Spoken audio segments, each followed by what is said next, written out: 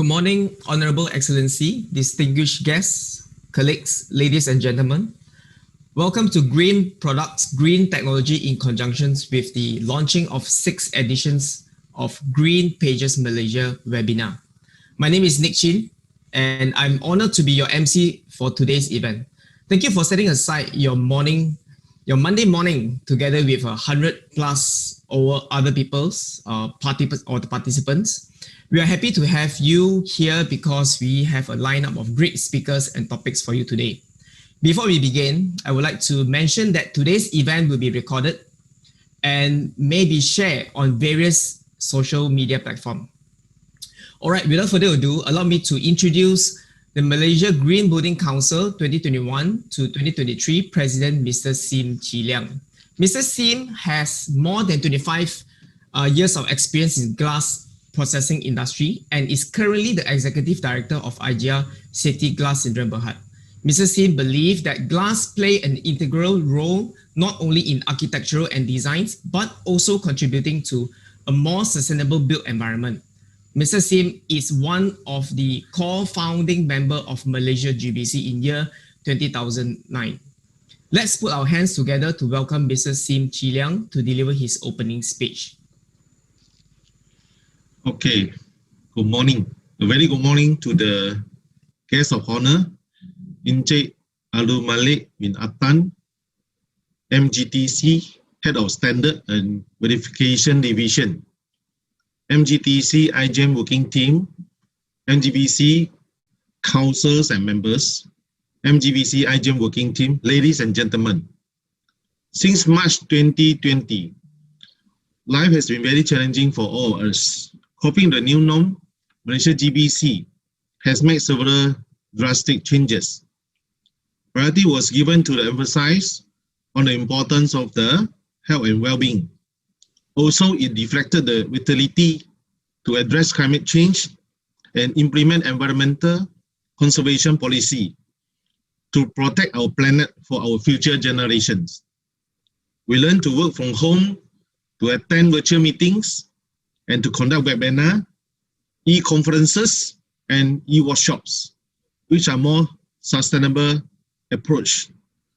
We also managed to coordinate with our qualified assessors through virtual platform to deliberate and complete the Green Pages Malaysia GPM directory, which the detailing will be shared by our immediate past president, Architect Chan Xiong An later, and this will be officially launched by our guest of honor as well. With Malaysia's commitment to reduce the carbon footprint emission to combat the global climate change, the comprehensive Green Pages directory can showcase and assist the practitioners and stakeholders in identifying relevant green products for their projects. The unique feature in the directory is the link of the green products to the potential GBI points. Looking forward, we also have planned for post-pandemic events. We have worked out our roadmap from 2021 to 2025, which will be shared and elaborated by Architect Serena Hijaz, our Vice President. As an established member of World Green Building Council and a leading NGO in Malaysia Sustainability in Built Environment, we will share with you on our view as well on the circular economy by our experienced council member, VK Singha. Please stay with us for the next few hours and hope you enjoy your Monday morning with us. Thank you. Thank you, Mr. President of Malaysia GBC, on your opening remarks. Ladies and gentlemen, let me say a few words about the next speaker. Architect Serena Hijaz. Architect Serena Hijaz is the director of Hijaz Kasturi Associates, an architectural design firm founded 4 decades ago by her father, Hijaz Kasturi. Architect Serena, as Vice President of Malaysia GBC, is here to share with us the Malaysia GBC 2021 to 2025 roadmap. Please help me welcome her on stage, Architect Serena.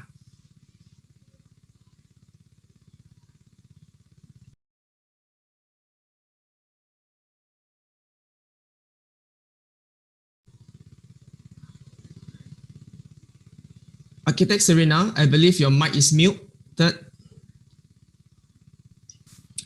Good morning, everybody. Thank you very much, Nick, for that introduction. I have been with Malaysia GBC now for almost 10 years. I'm very excited this year because I see a turning point for all of us, not only because of the effects of the pandemic, but I think it's a time for renewal. And Malaysia GBC has taken this opportunity to relook about the priorities going ahead for the next 5 years. And we have developed the Malaysia GBC roadmap, which basically encapsulates a lot more and a broader range of issues, initiatives, and tasks that we will be implementing within Malaysia GBC. So I hope that we'll be able to incentivate you in terms of what we need to do together within the Malaysian environment to make the changes towards mitigating climate change. So we all know that we're here essentially to see what we can do about the impact to the environment, and especially with regards to the built environment. As we all know that the built environment actually contributes to about 38% of the greenhouse gas, and that's a significant amount. That's almost more than 1/3 of the GHG globally. Here in Malaysia also, we have about the same amount of impact. And Malaysia GBC, who's been known predominantly as far as possible with regards to green buildings, have now spread their umbrella to encapsulate a much broader aspect that needs to be considered. When we started in 2007, it was a small initiative. We have grown now to more than 500 members. At the formation of 2007, we were still called a confederate. We are happy to say that last year we are basically now a council, and we are and have been part of the World Green Building Council since 2015.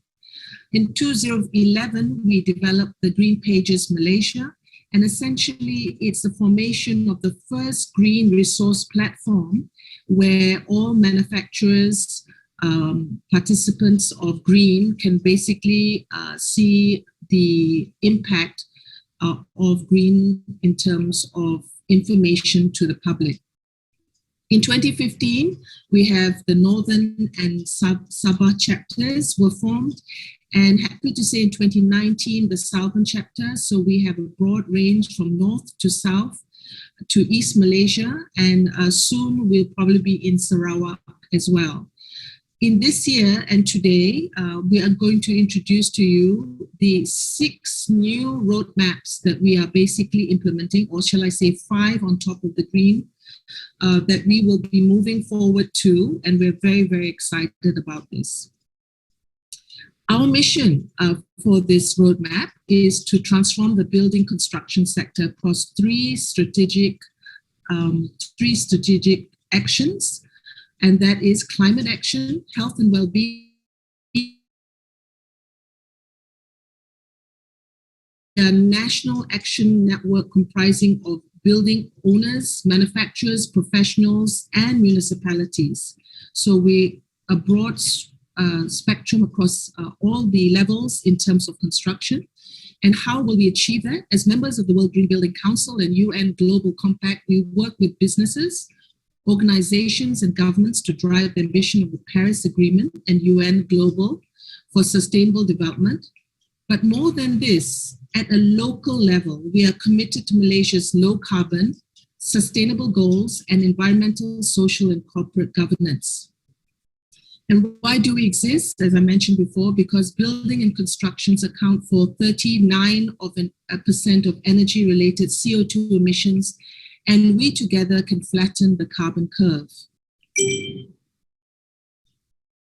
So what is our goal? We have 3 main thrusts in our goal. That is climate action, that is promoting green buildings. Significantly, what we've seen is whilst we have developed in the past 10 years, more than 500 buildings have gone and adopted green, we think that this is not big enough and large enough, especially in the existing building, which is only accounting to 4% of our green growth. We are and happy to say that Malaysia GBC will be developing the Advancing Net Zero tool for Malaysia towards decarbonization of the built environment. We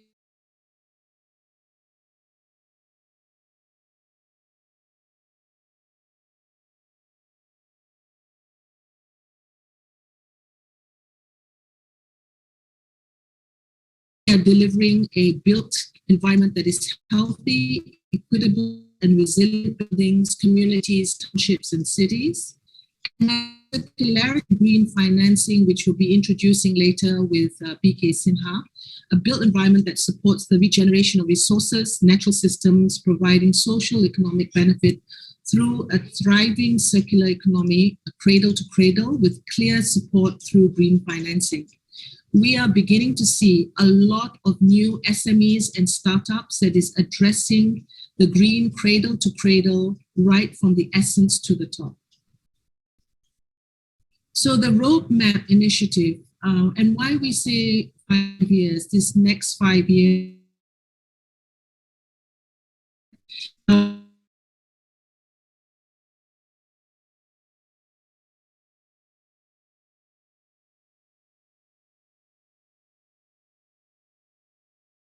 after 5 years. Looking at green building as far as climate awarenesses, we're looking at UN SDGs and ESGs.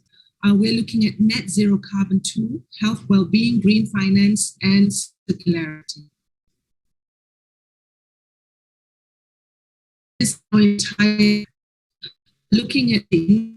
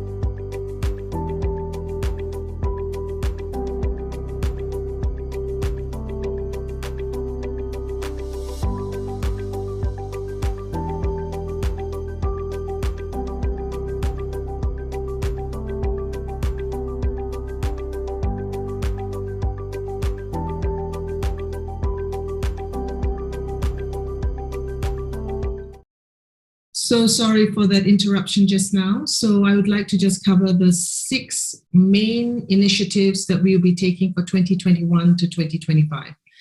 The first, as you all know, is green buildings, which we've been actively involved in the past 10 years. But now we are going to adopt more climate awareness into green buildings and also look at existing buildings and the transformation of existing buildings. The second is adoption of UN SDGs and ESGs into the building construction environment. The third is the net zero carbon tool, which Malaysia GBC will be developing. The fourth is health and well-being, which is a big aspect of our frameworks that we'll be developing. And the fifth is green finance, and sixth, circularity. I probably, because time is running out a little bit, I will just run with regards to the initiatives, the people, and the outcomes. Here you see our entire roadmap with regards to the initiatives and tasks, the 6 that I mentioned before.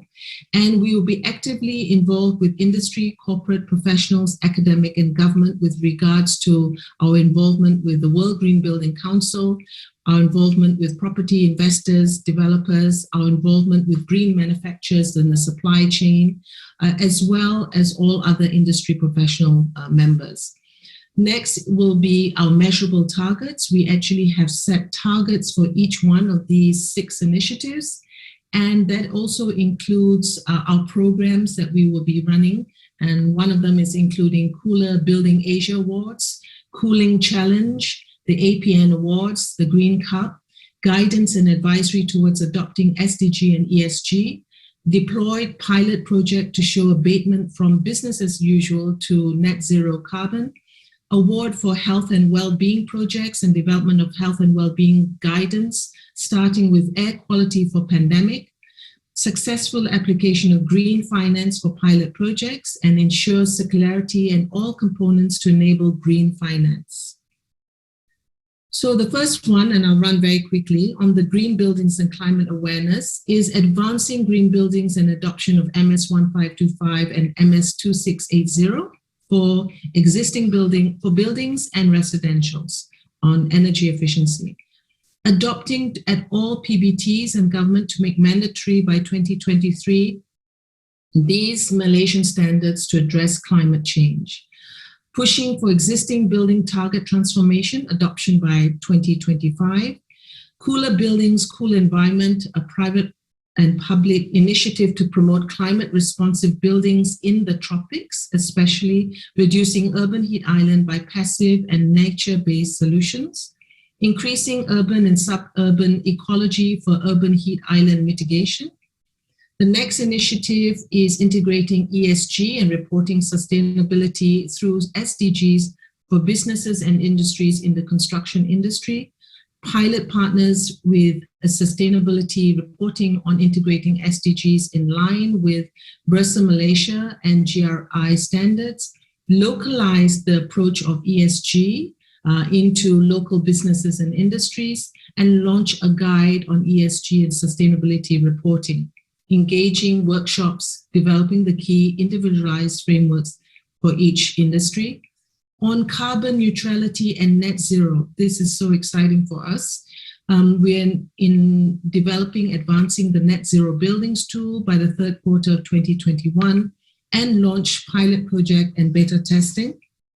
Generate a balance on operational carbon and a plan for net zero emission buildings by 2030 and 2050 in terms of interim targets and emissions and energy performance. Look at policy priorities, government leadership, vision for cities and communities, smarter infrastructure and investment. This is from the World Green Building Council that has already started on the net zero operational carbon and embodied carbon definitions and guiding principles, which we will be adopting to the Malaysian environment.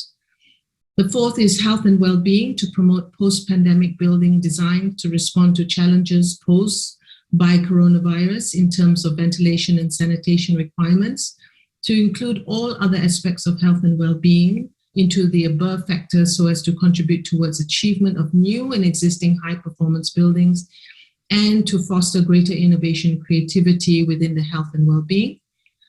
This again is also courtesy of World Green Building Council and the framework that has already been developed by the World Green Building Council, and we will be adopting the principles for Malaysia. On green financing, to continue to locally and internationally track and promote positive developments on green mechanisms such as finance, sukuk, and bonds, to promote projects to use green financial facilities, to work with like-minded organizations such as CGM and Bursa Malaysia, to instigate businesses to transform towards sustainability, promoting public-private partnership on financing mechanisms such as green bonds, and internal capacity building on mutual understanding on green financing. And lastly, on circular economy, to build capacity with the industry for businesses on concept of circular economy, its benefits and how it can be achieved, to create synergy between all the other elements of SDG, ESG, net zero carbon and health and well-being, ultimately into a full circularity, and to expand the role of the Green Pages Malaysia. So with that, I'd like to say thank you very much. I won't cover the Green Pages, which will be covered later by Architect Siong An. Thank you. Thank you, Architect Serena, for sharing the Malaysia GBC roadmap. And now let's fix our eyes on screen for a commercial break.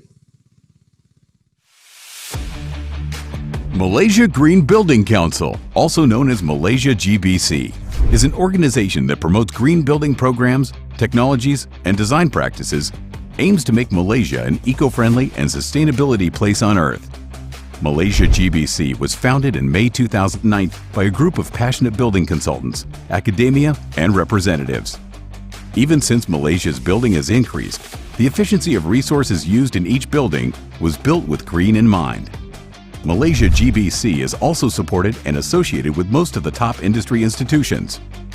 In the year 2015, Malaysia GBC became an established member of the World Green Building Council and known to be the only organization in Malaysia to be supported by the World GBC. 2019 marked the 10th year anniversary of Malaysia GBC. It all started in the year of 2009.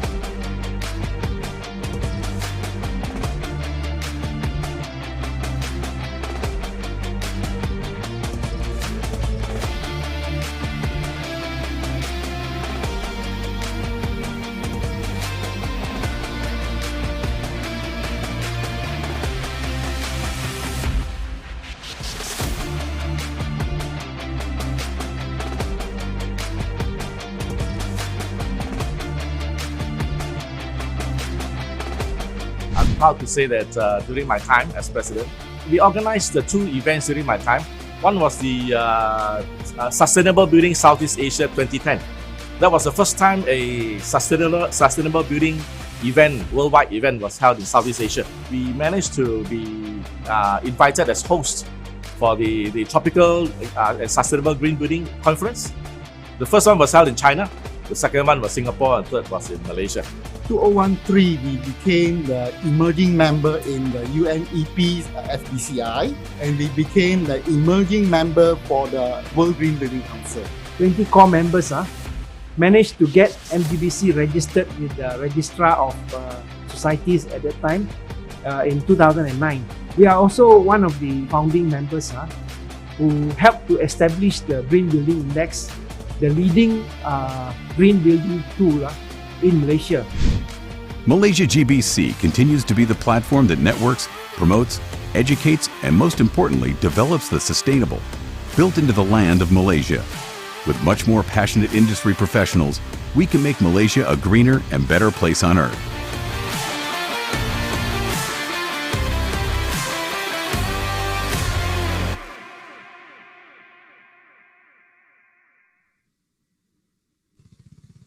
Green Pages Malaysia, in short GPM, is an information resource directory for green building products and services. Today, we are honored to be able to witness the launching of 6th edition of Green Pages Malaysia. With such great event, it comes with great responsibility. It is our pleasure to have the head of Green Standards and Verification Department of Malaysia Green Technologies and Climate Change Centre, in short MGTC, as our guest of honor to officiate the launching of GPM. Mr. Abdul Malik bin Atan, the stage is yours. Good morning and selamat pagi to everyone. Thanks to the organizer, Malaysia Green Building Council, for inviting MGTC to be one of the panelists and also to be the guest of honor in this webinar that are promoting green products and green technology in Malaysia.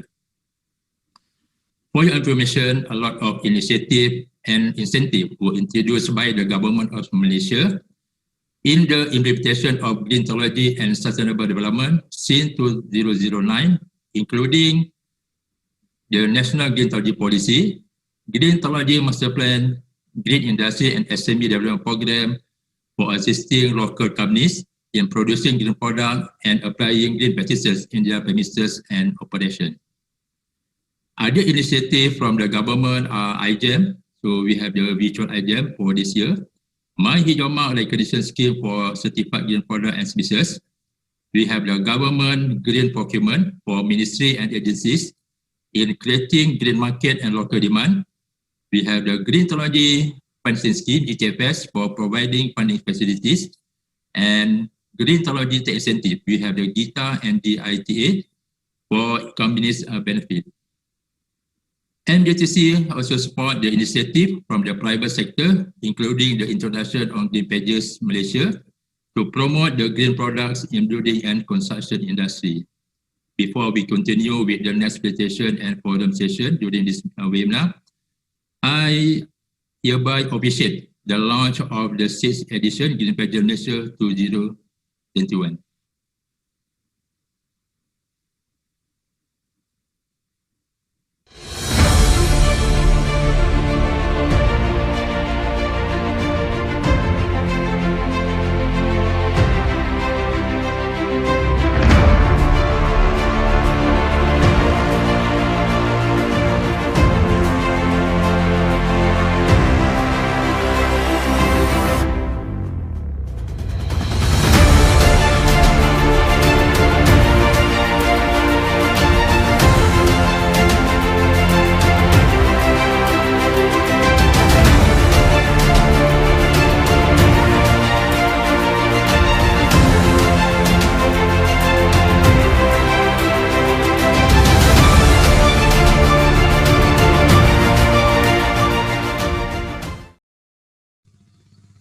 Thank you, Mr. Abdul Malik bin Atan, for the launching of GPM.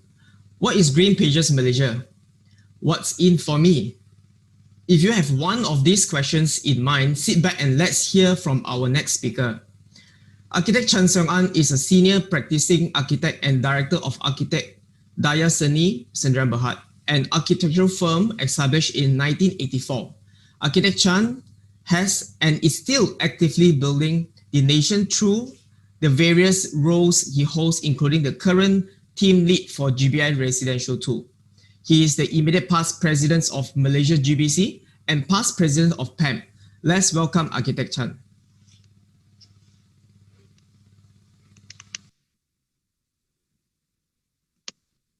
Thank you, Nick.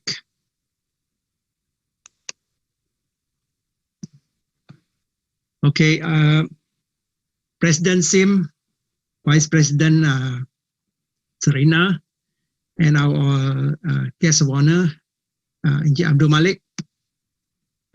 Welcome to the launch of our Green Pages Malaysia. This is our 6th edition. Actually, it's the 6th hard copy edition of our Green Pages Malaysia. Actually, what is Green Pages Malaysia? Green Pages is the only green products reference source available in Malaysia.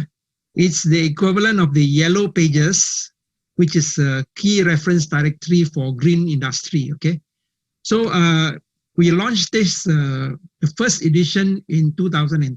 Actually, so this first edition, if you have it, it's a valuable hard copy now. Not many of them are available.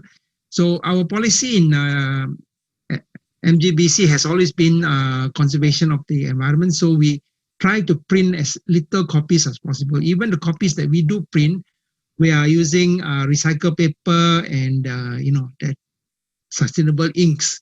So you can see the quality is there. And we have been printing them every 2 years. That means although our online copies are available all the time on the internet, we have been printing them every 2 years. That means 2010, 2012, 2014, 16, and 18. So you can see the range of copies we've been printing.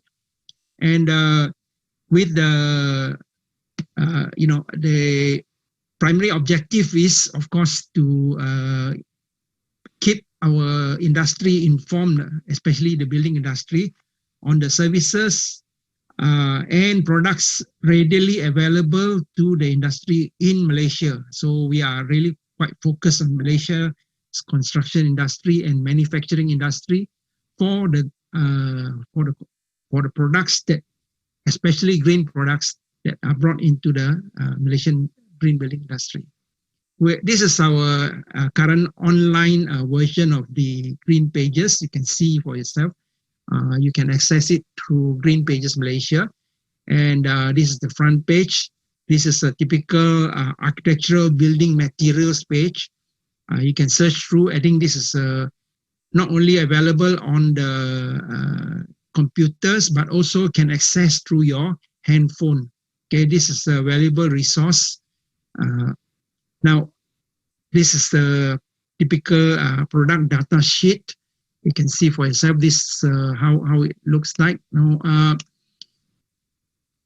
what is contained in that typical product sheet? Okay, if you go to the physical copy, you can see that explanation very clearly. I'll just give you a rough idea. It gives you an explanation of why it's green, what are the product features, and very important, many of the industry is looking for applicable GBI credits. This is where our produce the green products manufacturers are always looking for this one. So this is where unlike other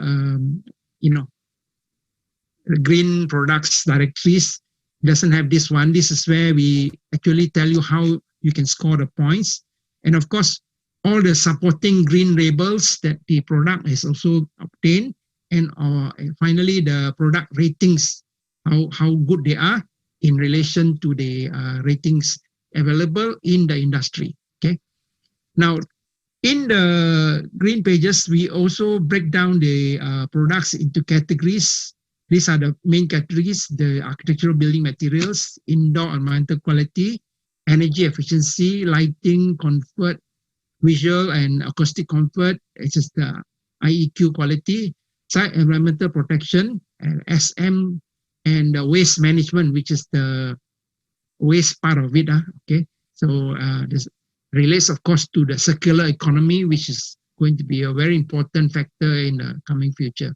Okay, so applicable GBI credits. This is a typical example for Swiss Senko roofing system. You can see they are available for NRNC, RNC, which are where the various tools, and of course this one on the right hand side are the criteria for which they are available. Okay, and to make it very easy for manufacturers, building material manufacturers in Malaysia to subscribe to this, we have a typical products data sheet submission form. So it's a one-page thing. You just submit it in, and that's how you get yourself listed on the green pages. Okay, this is a typical workflow for the submission. There are two typical criteria. First thing we look at is the how green is your product, how good is your product in terms of sustainability. Then after that, one is assessed by a expert panel. This expert panel doesn't carry out any testing or anything like that. What they do is they look at what are the test results you've already done for your product from independent test labs. Then after that, once it's approved, it comes back into the GBI technical committees, which then once they approve everything, it goes up to the the GBI accreditation panel, which then approves it, and then it starts to go into the printing process of getting the thing done. So you can see, strictly speaking, we are trying to avoid greenwashing in our advertisements. This is because advertisement is to inform the public about your product. So we have a strict 2-week limit on how quickly we need to process any application. But most of the time, because of graphical and technical data issues, this will take more than 2 weeks, up to a month sometime. Okay, so this is the typical, for example, a typical product submitted by AGC. Goes up to the assessment panel, and we have the expert assessors to assess every one of the applications for listing on our green pages. This is, for example, some of the test reports, how we apply. This is another one, green product. Why is it green product? What are the features? What are the test reports? You can see very clear. We are very strict about it, and then we see where they can score the points. Sometimes they cannot score. We just tell them this cannot be scored on those points. Okay, there's another AGIA product, green features. Okay, where are the points scorable, and then the test reports that they submit to us. Okay, this is another green product, Etika sunshades, the credits applicable, and then another one from maybe the M&E portion, the Ebara pumps. Okay, features, where they can score the points, what are the standards they have achieved. Okay, paints are very popular in our green pages. Again, this is why is it a green product? What are the product features we are looking for? Okay, and the test reports. Okay, so which are the ones, and what are the credits they are available for? So many green paint manufacturers not only feature one product, but many of them feature several products in our green pages. You can see this is a typical one. Okay, so they have. We actually recognize test labs from throughout the world, not only in Malaysia. Okay, from Singapore and TUV also. Okay, and these are the applicable credit points for which the product can score under the GBI rating. Okay, this is another one, another green product. This is from Maple. So you can see why is it green? Product features, the test reports, and the scorable points. You can see. So almost all the ratings are in. Okay. So this is, for example, the review of many of the products in a meeting. You can see we are very, very strict about how we approve the products. Okay, this is a typical, for example, if a product has been on our pages for quite long, sometimes they want to renew it.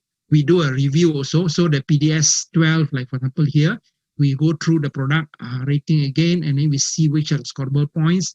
We update it because sometimes, like GBI keeps continuing to add additional tools to the green pages. So we also need to react to it and start to adapt accordingly. Okay, so this is why we have to review sometimes once in a while. Okay, so for example, this is another renewal. So every time they change their product specifications and performance, we need to review it, and they submit it for review, just like the technical committee then reviews it and make sure that the product still continues to be a green product. In fact, some of the additional character that we need to, features that we need to look at would be the circularity of the product very soon and so on. So whether or not they score on the circularity score product. So this is the renewal again, SISMA's seamless roof. You can see they are the applicable, how they call it, the points, they also continue to update because there are new tools introduced by GBI. Okay, this is another one. This is just to give you an idea how stringent we are, but not necessarily we reject outright. We always advise you about how you can improve the your product green rating, and of course also how to make your product more circular in the economy.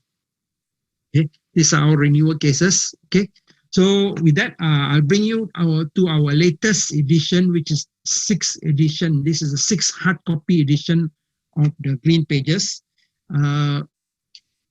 This one is almost according to our roadmap just introduced by Vice President Serena, would probably be our last hard copy edition. So it's going to be probably another, collector's hard copy already. You can keep it. Like comic books, sometimes in the far future, this become a rarity because of the limited numbers that we have. That just like our first copy edition has now become a novelty copy already. Not many. This is because we are adapting to the changing industry. Many of the print magazines have already stopped printing already. So even if we want to print, we probably will print maybe every 10 years only, and then we combine all the different products all into one copy. We will then continue our green pages online, okay, and introduce new features into it, okay. So this year's 6th edition will also have 4 very interesting articles, technical and also related to, these are the major articles. Health and Wellbeing Framework. This is done by Mr. C.K. Tang. Designing for Health and Wellbeing. This is written by Gregors. Biophilic Design is done by Dr. from UTM, I think, Dr. Zalina. Automatic refrigerant detection is done by Mr. Engineer Ng Yong Kong. So these are the 4 writers who have contributed to our major article. These articles are only available in hard copy. We don't upload it into the web, okay? So you need to buy that if you want to read it. Now, what about the future of the green pages? What are we going to do with the green pages in the future? We are hoping to expand first to Southeast Asia, the ASEAN countries. Then later on, we might even go to the Asian countries. We have already started to talk to or initiate talks with several of the Asia Pacific countries in relation to producing Green Pages Asia GPA. India and Hong Kong have already shown their interest. So the major hurdles would be, things like what are the graphical standards, what are the technical standards that they adopt. So different countries have different standards, so we may need to be adaptable about how we list those products on the GPA, Green Pages Asia. This is a move forward, so that of course it's also good that the product then be available throughout Asia and the Asia Pacific area, and it becomes more attractive for our members to be able to export their products throughout the Asia economy. I've always believed in a free trade area whereby each country will produce that is able to produce it at the highest quality, and the cheapest price should be the one that produces the product, not anywhere else. Okay, so this is the economy. Then there's a balance coming in, because the transport then becomes important. We are also looking forward to work with MGTC. Probably all our PDS in the future, when we do start to list them with MGTC's collaboration, we can then list them on the My Hijau ratings also. So this is something which we are looking forward to. And the final one, which I have not listed here, would be, I think in the future, a lot of our construction industry will be going digital. This is where we will then need to start looking at products produced in Malaysia and throughout Asia also, producing what we call BIM objects. This will then be listed in our digital, our green pages. So each product will either link to the company's website to extract the BIM object, or if you don't want it, you can put it in our website. So that way, designers can drag and drop objects onto their design, and all the full specifications will automatically merge into their design. You don't have to start to, enter it independently. Okay, so this is where some of the future things that we are looking forward to in the Green Pages Malaysia. Okay, so and also, of course, as I said, expansion throughout the Asia region. Okay. So with that, I would like to thank everyone for listening. I would like now to pass back to Nick to continue with this conference. Thank you, Nick. I will now stop sharing and give it back to you, the floor back to you. Thank you. Thank you, Architect Chan, for providing a holistic overview of Green Pages Malaysia and the product assessment procedures. If you have any further questions, do check out www.greenpagesmalaysia.com.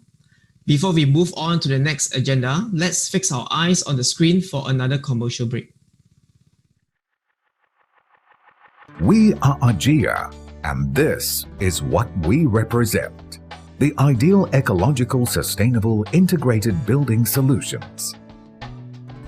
Imagine a world with fresher air, greener pasture, and clearer blue water. All this is possible with AGIA, making a difference in our approach in utilizing green technology for all construction purposes. AGIA is taking part in this green revolution. This is how our revolution began. Over the past decades, the fundamentally sound and strong AGIA Berhad is a Bursa Malaysia listed investment holding company based in Segamat, Johor, Malaysia.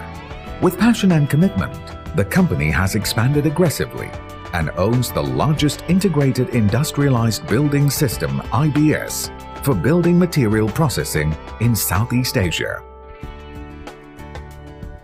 AGIA Berhad has solidified itself as the leading manufacturer and marketer of metal roll forming, safety glass processing, and green integrated building systems. The ever-growing product range and network spans regionally, with factories and warehouses across Malaysia and Thailand. With a holistic focus in metal roll forming and high-energy saving safety glass range of building components, managed by teams of well-trained personnel, led by tiers of dynamic management. AGEA is committed to providing continuous innovation and outstanding service. Throughout almost 3 decades of AGEA's establishment, AGEA has been doing its part for green living. 1990 to 1995, the growing years. Establishment of AGEA started metal roofing manufacturing in Segamat, Johor. Over the 5-year period, AGEA Safety Glass was incorporated. Ari Utara Sendirian Berhad established. 1996 to 2002, soaring ahead. AGEA was listed on the second board of the Kuala Lumpur Stock Exchange. AGEA Safety Glass factories were set up in Segamat, Johor and Puchong, Selangor.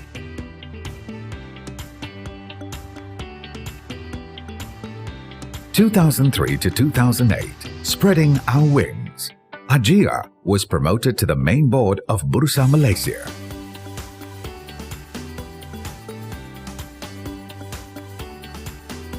Started our pilot metal roll forming factory in Pathum Thani, Thailand. 2009 to 2015, reaching new heights. Elected as industrial partners of Malaysia Green Building Confederation, MGBC.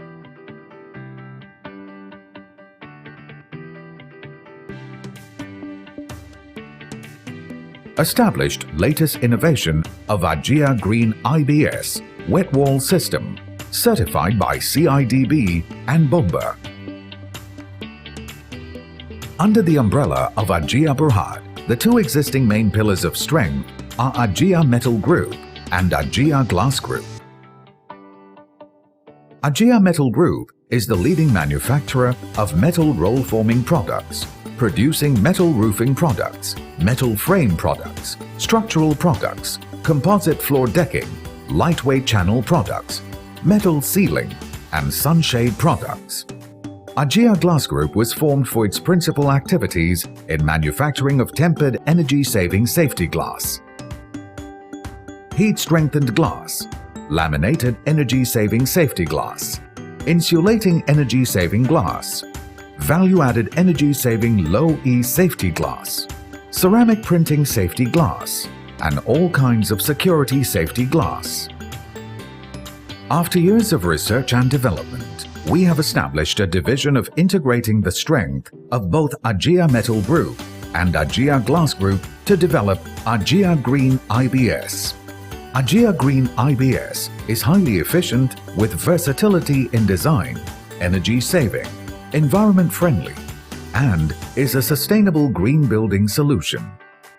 AGEA Green IBS offers a total integrated building system which can be incorporated with AGEA's 8 series of building components: lightweight steel wall framing with wet wall system, metal door and window frames, composite floor decking, metal ceilings, sunshades,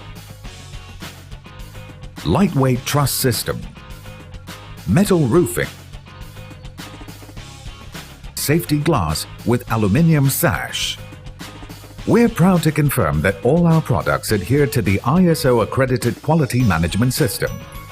This is to ensure that AGEA is dedicated to providing continuous improvement and exceptional quality products for construction purposes, ranging from housing to commercial usage.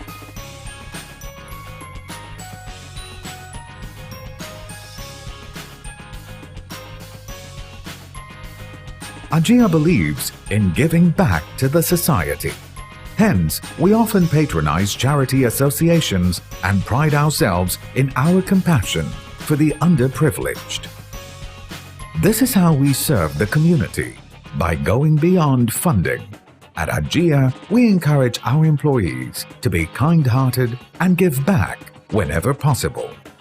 AGEA is one of the founding members of the Malaysia Green Building Confederation, MGBC, a federation formed to lead our building industry in embracing eco-sustainability measures and together taking pride in driving leadership to inspire others to do their part in taking real and concrete steps in building a greener earth. we are moving ahead towards 2040. Our Vision 2040 is to provide affordable, sustainable, integrated building solutions for the community. AJIA, to build trust and commitment together.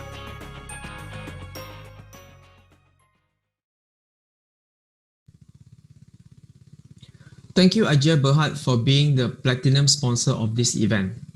Next up, we have a gentleman coming from the microelectronics design, material analysis, and information engineering background. He is pioneer in research and development of Industrial 4.0 and is currently an associate professor in Tar University College. He will be delivering the next topic on data-driven, sustainable, green manufacturing chain management. Please help me to welcome him on stage. TS Dr. Lee Wah Peng.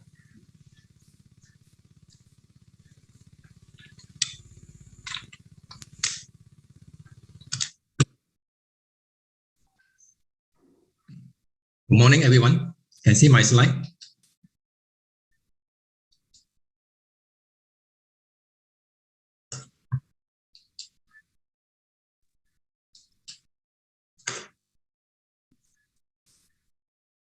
Can you see my slide? Yes, we can all see your slides. Thanks. Okay, thank you very much. Today's topic is talking about data-driven, sustainable green manufacturing change management. Before I talk in details, I would like to do some definition so that everyone clear about the term that we're going to use. Okay, the first one here is a supply chain management. Okay, so I believe many of you understand meaning of supply chain. So it's just management of all processes that transform raw material into the final product. So we call it supply chain management. Basically, it is from the raw material until the end product and disposal. Okay, and this the whole supply chain, if you integrate them together, we call it horizontal integration. Okay. Now, the next term that I would like to explain is manufacturing change management. Okay.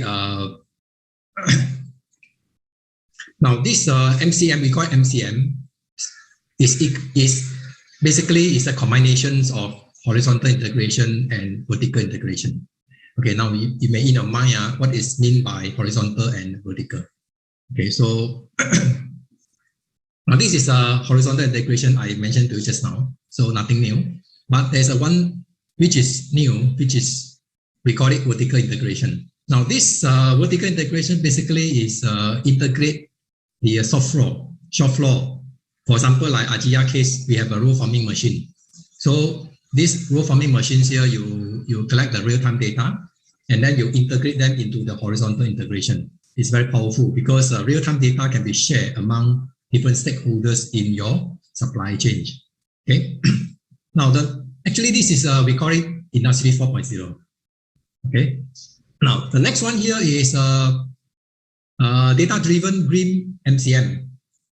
Okay. So this basically is not only you make a product and sell to your customer and end consumer. Basically, when the product reach the end of the life cycle or end life, you need to dispose it and then you recycle again. That's why we call it green MCM. Okay, and of course, similarly, also you have vertical integration and horizontal integration. But the only difference here, you dispose and you recycle again. That's why we call it green. Okay. Now, especially in the construction industry, you have a lot of metal. Okay, you have a lot of this waste, and that waste here made from specific elements like iron, aluminium, copper.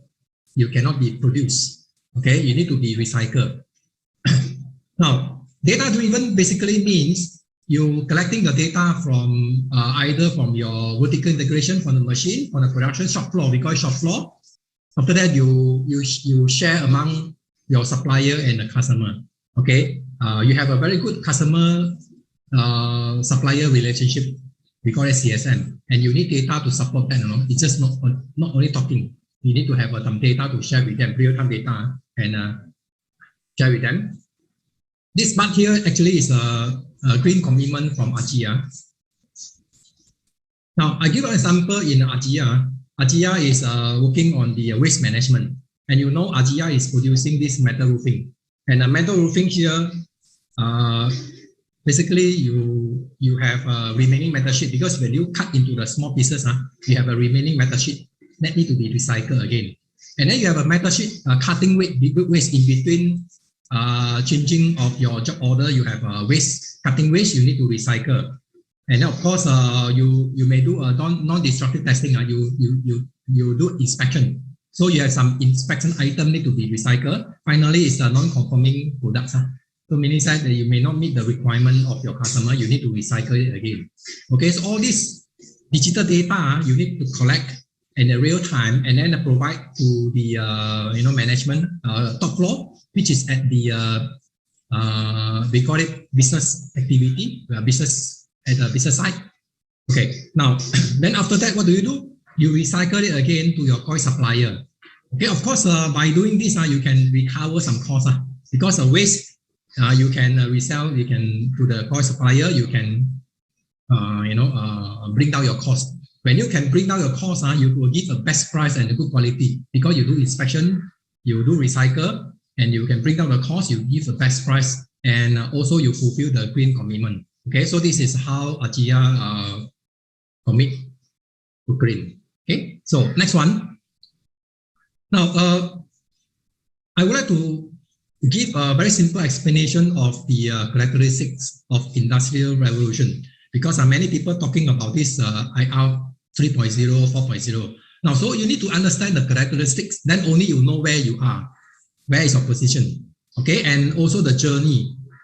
Now, the first one here is Industrial 2.0, okay, so you can see the characteristics. You have a standalone machine, with the programmable logic controller. You have a manual production operation. You have offline data record monitoring, etc.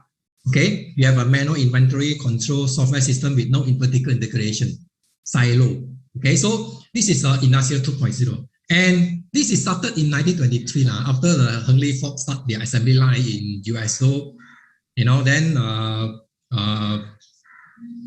then you will start the Industrial 2.0. Okay, now in Malaysia always lag behind. So Malaysia is majority SME who are established in the 1980 something one.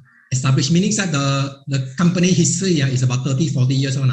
Majority of them are in Industrial 2.0. They don't know what to do.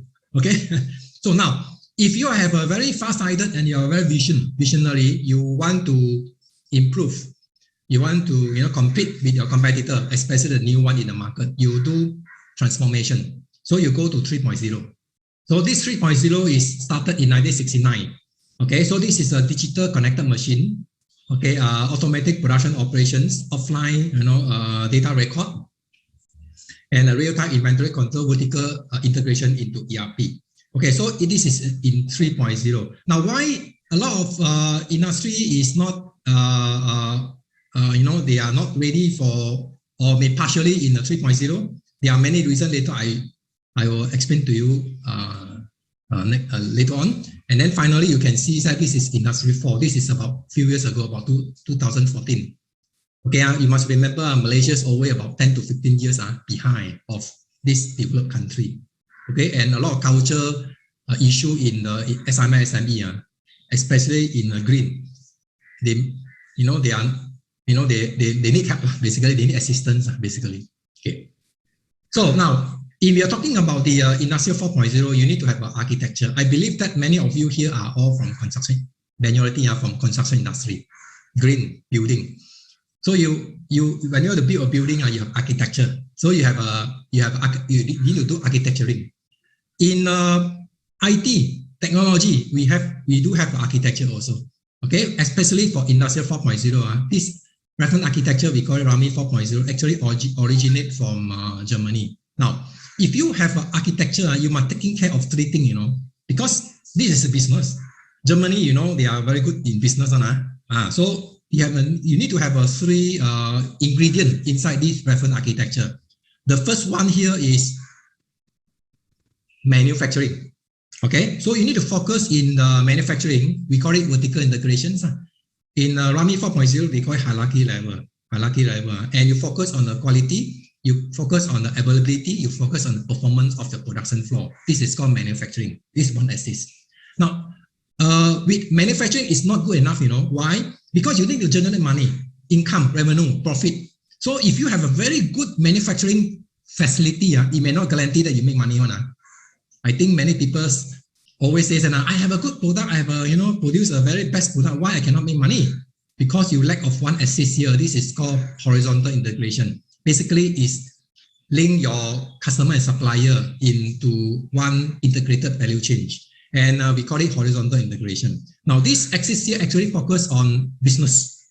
Okay, so you're talking about value, your product value, how to create the value stream, how to create the revenue and the growth. Lie into the axis here. We call it architecture layer in RAMI 4.0. How to do it? Not discussed today. Okay, now, if you have these two, horizontal and vertical, is still not good enough. You need to focus on the product, because you can manufacture a lot of product and bring down the cost per unit, no issue. You can scale, you can bring it down, but product no good. Product no good, you cannot sell also. Meaning your business, sales and marketing also cannot sell because product got issue. Okay, so there's one more axis here you need to take care of, which is this one. They call it life cycle value stream. And this is focused on product. For example, like reliability, efficiency, and waste. You must have these three. Then only you say you are in Industry 4.0. Okay, so now Industry 4.0 reference architecture RAMI, they also focus on the green, especially in the life cycle value stream. At the end of the lifespan of the product here, they stress on disposal and recycle. Okay. Now, why holding back from you to implement Industry 4.0? Actually, this is not I say one, it's McKinsey and Company. It's a well-known consulting company. You mentioned about holding back implementing. Now, the first reason here is unable to define business plan. You're shocked because now digitalization, now it's digital transformation. You're shocked because your old culture. A lot of people there may not be ready for transformation. Okay, so you don't know how to define. Now the second one is go after you, even though you can have a business plan, you may not have a very good coordination. Okay, between the business unit. So Industry 4.0 is not about technology. It's not about technology. Basically, actually, technology part is about 25% to 30%. The rest of the 70-80% is lie onto soft part, which is strategy, vision, governance, culture. This take up about 70%. 20-30% only on technology. So you don't think that you have technology, your companies automatically will go. Okay, so you're taking care of this business unit. Okay, the next one here is a cyber security risks increase the fear, because a lot of companies they worry that hacker all this. Of course, their knowledge may not be up to there. Anyway, there's no safe. But anyway, you have a way to how to protect your data. Okay. Now the fourth one is a silo data and no integration across business unit. Okay, this is a very typical one. And lastly will be no talent. No talent. Okay, so today here I would like to discuss two, how to solve these two. The first one is a silo data and no integration. Even though you want to go for green including the waste, including energy also, product, recycle also. So these are all considered as green one. You need data because you need to trace them. Okay. So now the data-driven operation criteria in business actually you got two. Okay, as a management level people, you need to understand this criteria. The first one here is data integrity. Okay, so this is data integrity means how accurate the data come to you. Okay, now if you do a manual operations, you put in a lot of supervisor, or data entry operator in between to do what? To do this data entry, to do this checking, whatever, for a lot of process, redundancy actually, redundant one. And then you spend a lot of cost to pay for this sort of extra man hour. Okay, so this, but even though you put in also, human tend to make error, this is a Murphy law. Thing go wrong will go wrong one. Okay, so they are not robot. Okay, they are not computer never wrong one. Unless the algorithm is not correct, or else it will be accurate. So data integrity is a big question mark now. And it's a pain. Okay, it's a pain. Now the second one here is a timeliness. time limit, how fast you can get the information so that you can make business decision, prepare your quotation, answer to your customer service. These are timeliness, you know. Okay, so because of the mismatch between the shop floor and top floor, this timeliness is a big issue. Sometimes you need to spend about 1 day, 2 days to get quotation. You know why? Because the revenue is, the profit is about 10%. 10%, you know, fluctuation of the currency about 3 to 4%. You left about 6 to 7% profit. Then if the quotation coming out too slow, your competitor know about your, you know, your situation. They quote in a way that you may not make money on. They come in first. Who first come first serve one. Impression is good in the first beginning, Okay, so timing that's very important. So these are two important. Now, these are, I show you the traditional, industrial 2.0 operation management. This is how it looks like. I summarize from many company many factory that I encounter with. This is like that one. First of all, you have a production system. You need to, because production system, you get the job order from your accounting system or sales and marketing. You key into the systems. It may be Excel, it may be customized software from someone 30 years ago, 40 years ago. Okay, then you from there you generate your production sheet, a few copy, hard copy, and then you pass around in the production floor. Everyone fill in by operator. So you may fill in a rough meal, assembly line, in the product packaging you fill in.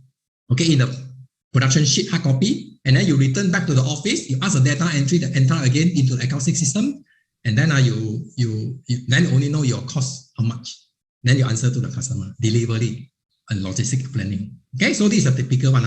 And then a lot of people also, because of the production system may not be, you know, cover everything, so they need some software like planning the scheduling, you know, stock record, you know, all these stock cards. So these are very typical one. Okay, so now this is a majority SME now. Even though listed company, many of them like this way also. Okay, so the pain point industry here is the first one here is high interface or integration costs due to too many disparate systems. Okay, now the second thing here is incomplete, inconsistent, out of sync data acquisition. Okay, so you can see these are pain points actually reflect back to the two criteria I mentioned to you in business, timeliness and integrity one. They relate very closely one. Okay, lastly, managing them is a nightmare. This is for middle management people. Just like I'm talking about the criteria for top management, this is a middle management. They are facing this. Okay, so now, in order to solve it, you need to go into the 3.0. We call it operation management here. So you must have a software to manage your shop floor. Okay, so you can see all this data entry. You can entry from the owner. We call it data owner. Now, this data owner is a first hand, you know.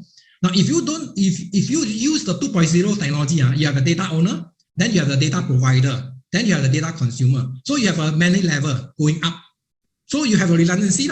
So if you have a 3.0 by implementing a certain operations management platform, you can get this data directly from the data owner into the system. After that, you don't need to invest anything anymore. Okay, so now, of course, this shop floor, a lot of real-time data, you are not going to use it for business operation one.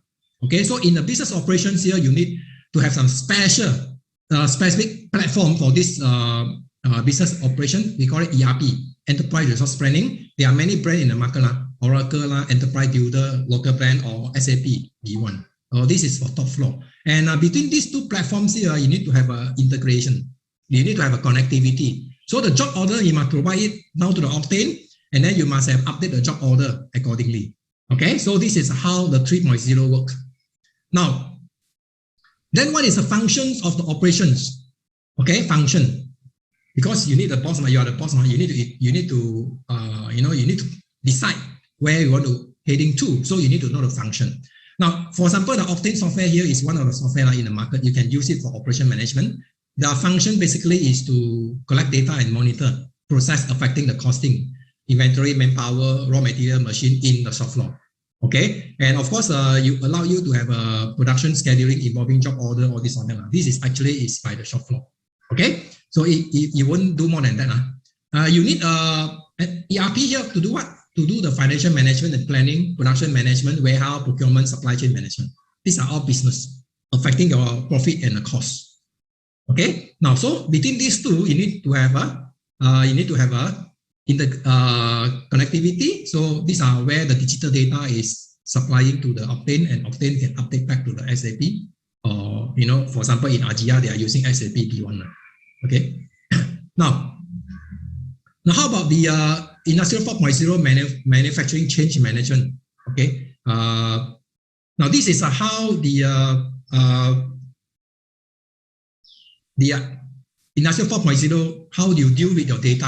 Because when you have a change, you integrate the change. Meaning that you have a supplier, you have a customer, and then you have you are the manufacturer.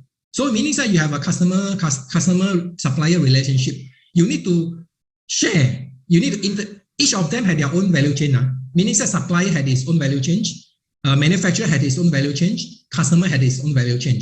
You need to integrate them together. We call it integrated value chain. Okay, so each of them here has a database. Okay, so in Industrial 4.0, this database you need to manage.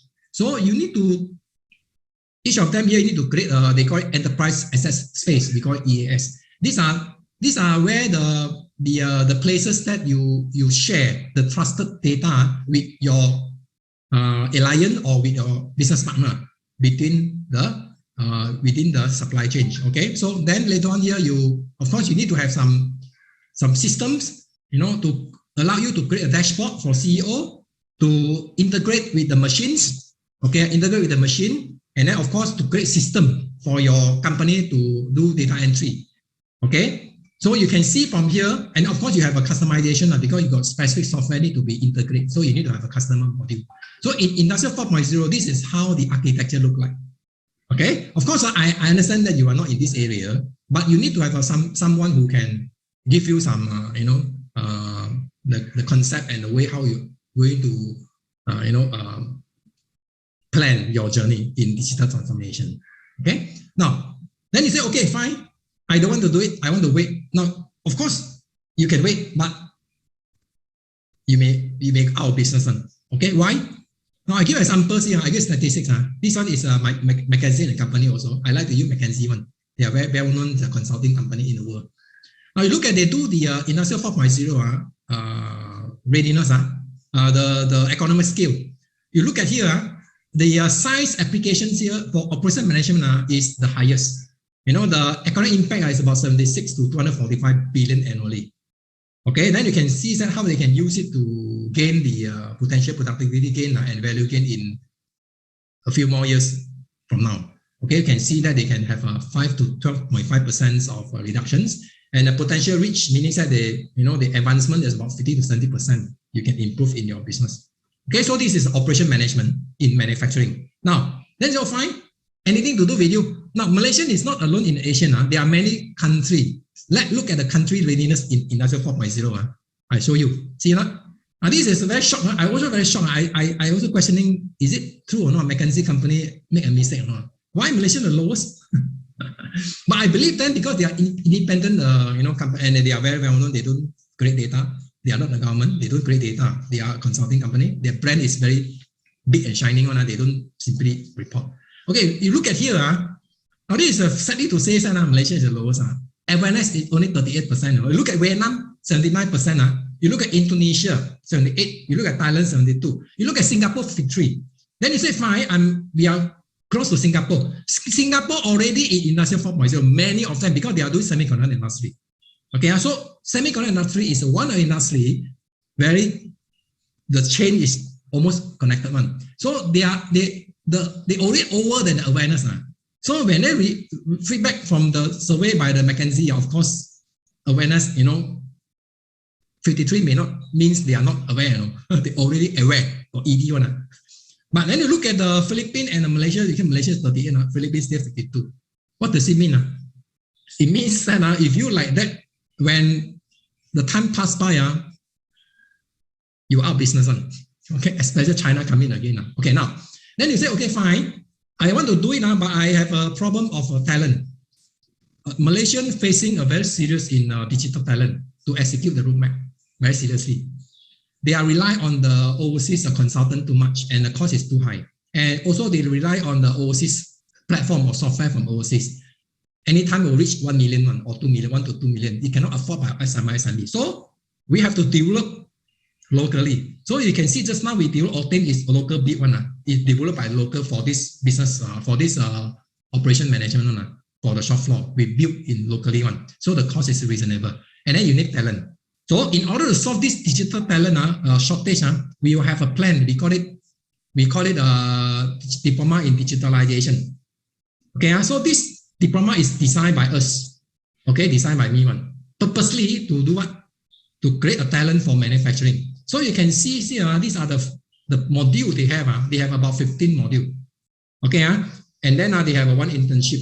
Of course, this is a collaboration with industry and technology partner, and also with Vita. Vita, you know, is a vocational TVEC schools. They are not trained. They are not trained theoretician. No? They don't train researcher. No? They train the vocational, which is more toward skill. You know. So we need that kind. Okay. Now, of course, in order to have this sort of talent, what to support the industry, right? So how do we plan this module? When you understand this module, you know that you hire one person, you can help you to do digitalization for many years to come. Okay, then you don't need to depend on the consultant anymore. Okay, so now the first one here, what they need to know is they need to know safety.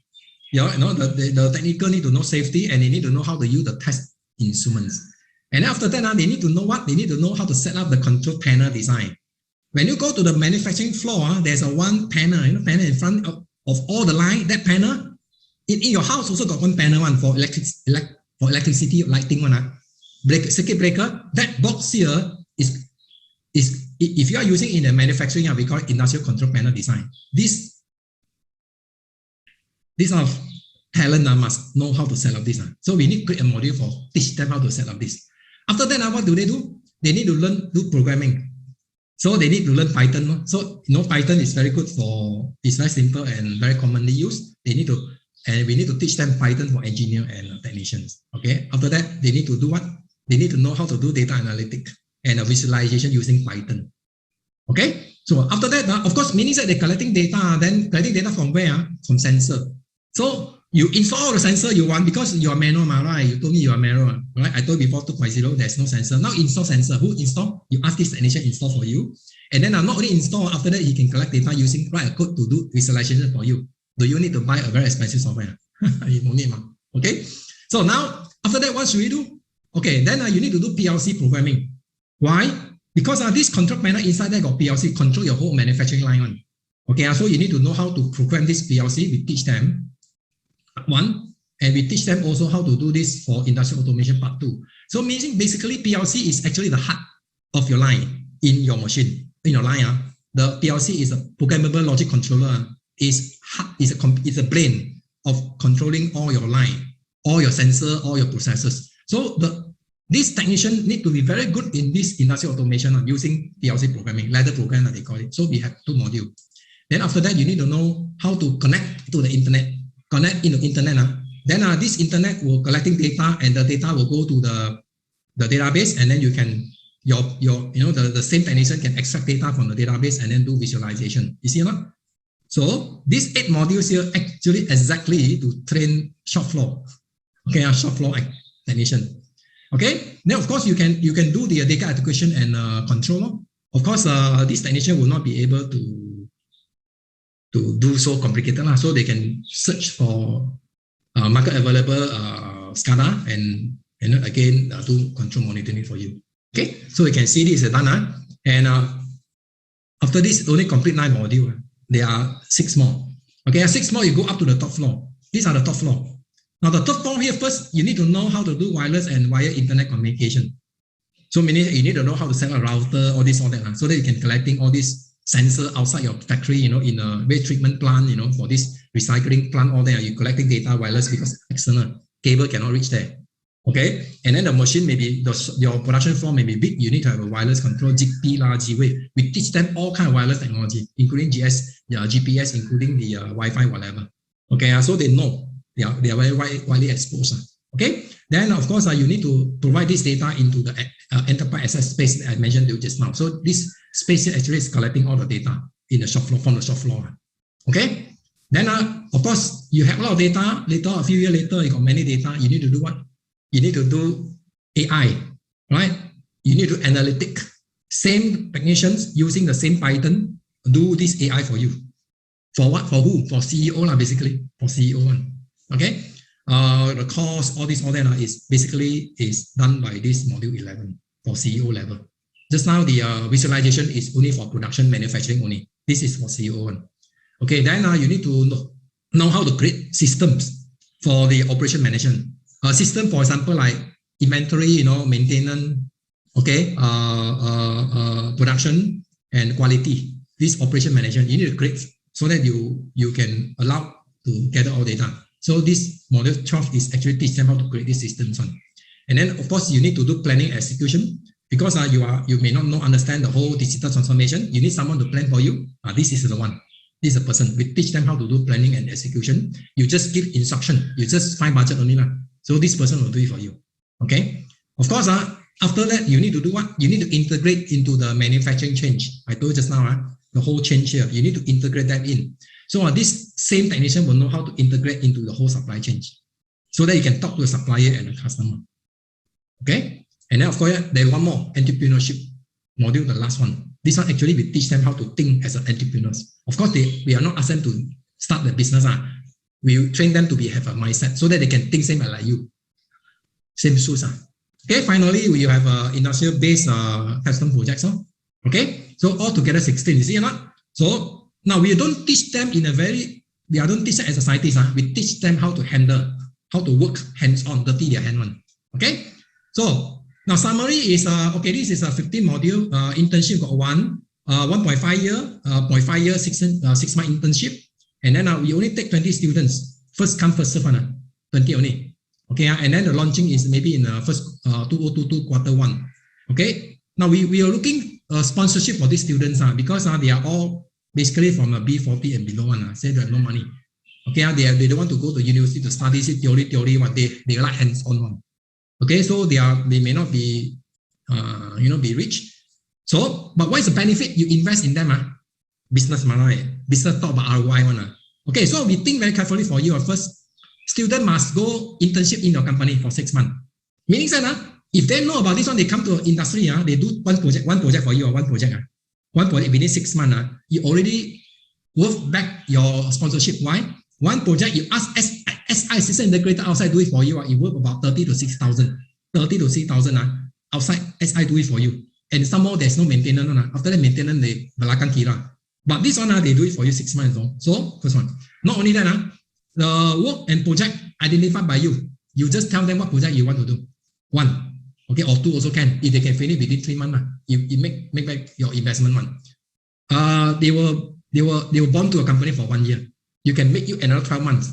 Do whatever you want. Okay? Then of course, finally, finish. Thank you very much. If you are interested in all this plan, you can scan. You can scan this. Yeah, and then you can keep some answer. Give some your name there. Then I will get back to you. Okay, you can scan. Actually, this is a survey form. You can scan a survey form so that you can get in touch with us easily. Okay, thank you. 30 minutes. My presentation. Thank you very much. Okay. It was insightful. Thank you, Dr. Lee. Yeah, okay. Any question from the floor? We will take the questions later on. Okay, thank you, Dr. Lee. Yeah. Wow, we have spent almost 2 hours on the screen. I think our body deserves a bit of stretching. You can stand up or loosen up your leg, arms, and shoulders. While you are stretching, fix your eyes on screen for a commercial break. Looking ahead, going beyond expectations, reflects our corporate spirit to stay ahead of the competition, always reaching for greater heights, and to provide products and services that exceed customer expectations. Ebara began in 1912 Japan, and since then has become a pioneering industry leader and is synonymous with a history of delivering quality pumps and of staying one step ahead of the competition. Ebara Pumps Malaysia Sendirian Berhad, EPM, a subsidiary company of Ibara Corporation Japan, incepted in Malaysia in January 2001, aims to continue that legacy. A legacy of providing excellent sales, marketing and after-sales service of Ibara pumps and related equipment in Malaysia and Brunei. As the leading manufacturers of pumping products, we are committed to creating products and solutions that go beyond the expectations and imaginations of our customers, but will not limit ourselves. Because of where we are today, we'll push ahead using innovation to stay always on top of our competitors. Over the years, EPM has grown in leaps and bounds, from a humble beginning in Glenmarie Shah Alam to a 30,000 square feet operations center in UEP Subangjaya Industrial Park today to accommodate the growing needs of our customers. Today, our factory is equipped with state-of-the-art pump testing equipment as well as a well-equipped service facility to provide the best solution for our customers.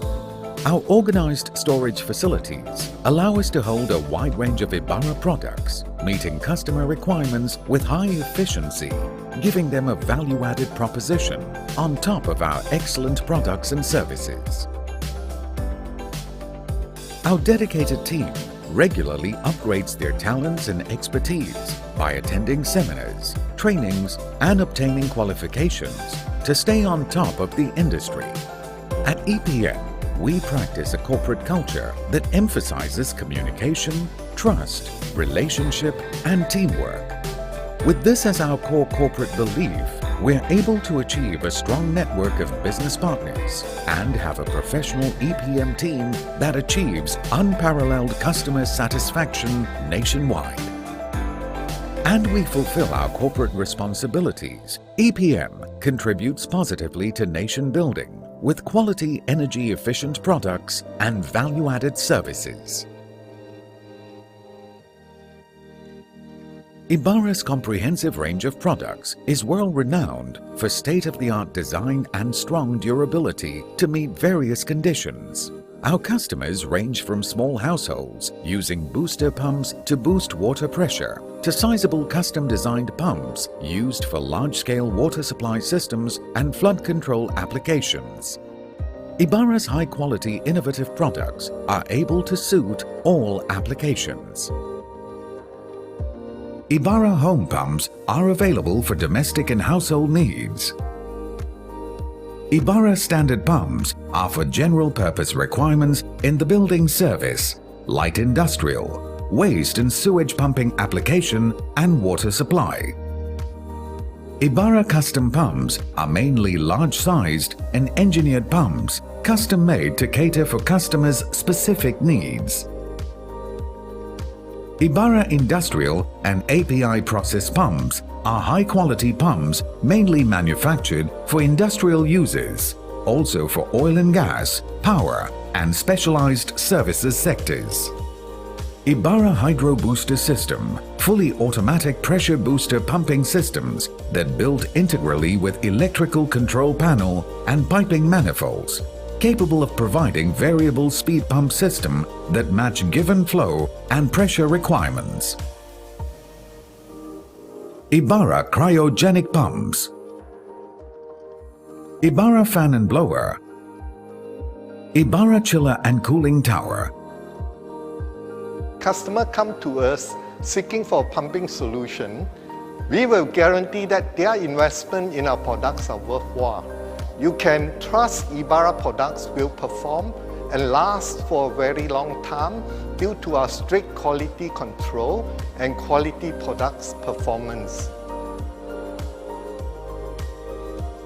At EPM, everything we do is customer focused. It's our professional commitment to go above and beyond in order to provide the right solution for each of our customers' unique requirements.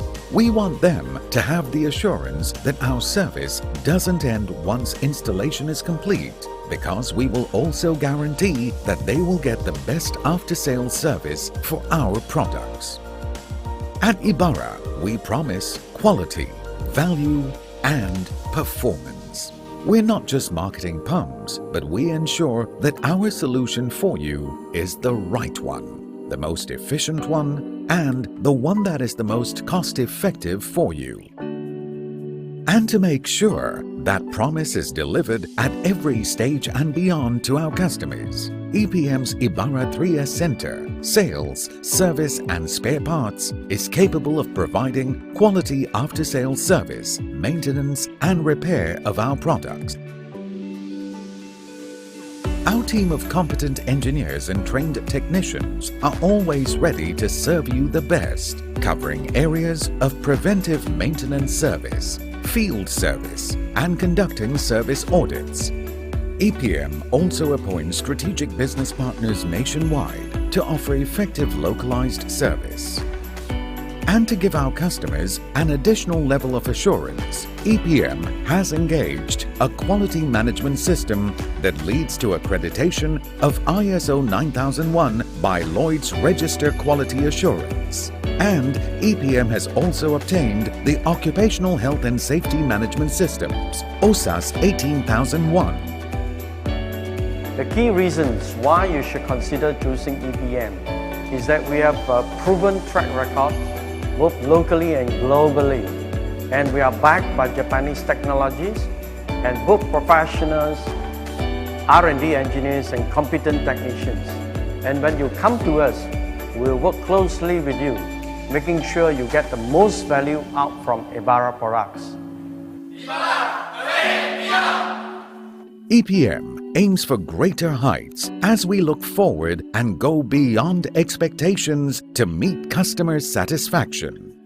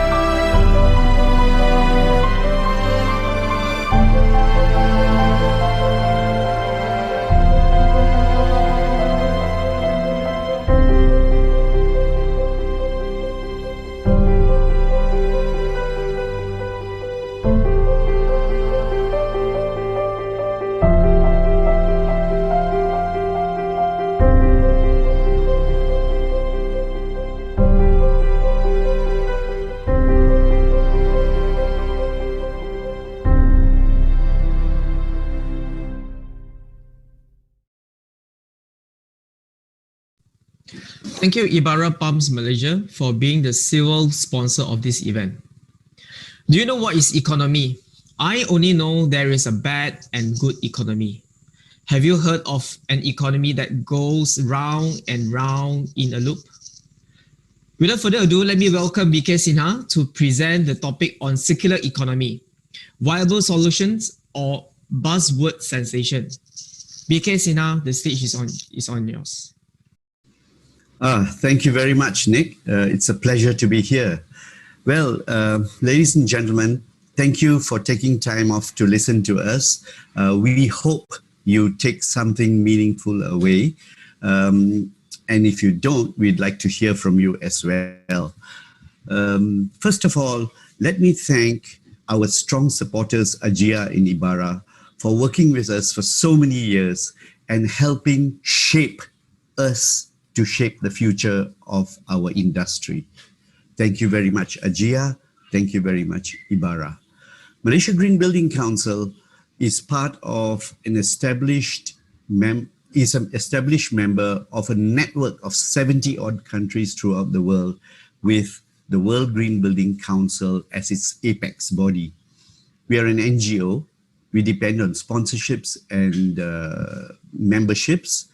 And we welcome you to join us in this movement to change the way we do things in the built environment, to abate the amount of carbon we produce, and to become sustainable for our future generations. So, coming back to my topic, viable solution or buzzword sensation, circular economy, what is it? So let me take you through this journey to give you some insights, and hopefully we'll have a little bit better idea to see how we can apply this in our local situations. My talk today is about, is it VS or BS? Let us see.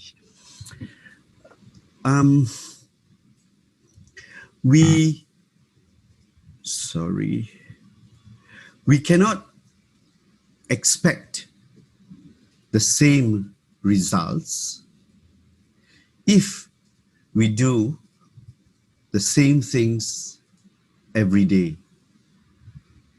That is considered insanity.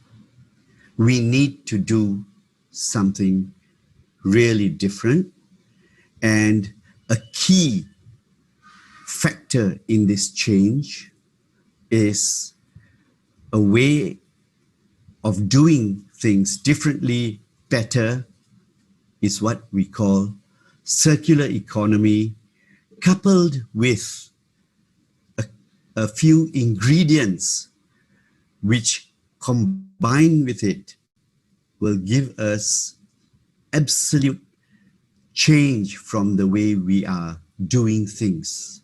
As you know, nature does not have waste, but we do.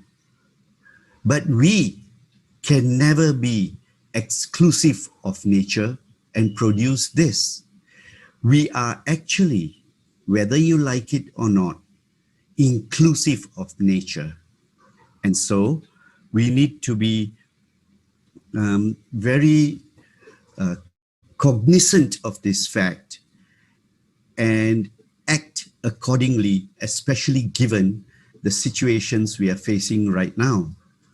But then we are always been doing this, and this has brought us to where we are. From this, we need to see but how we can change this to this, and then we need to add a few human ingredients. And what ingredient it may be? Well, a very natural ingredient called inquisitiveness to the whole idea of change, and from there will start. And it has always started once we have inquisitiveness, a mindset change. Thank you very much. That was the end of my presentation. Oh, not really. I'm actually only starting up. So the few slides that you saw gives you an introduction to my talk. And I'll be covering all those areas to see how we can transform from straight line to circle. Now, it is a fact, if you look at this chart, that we are growing in population, and that is inevitable. Now, if we have only got one planet and we are growing in population, then how can we keep on managing our resources? Where do we get more and more oil? How do we get more and more resources?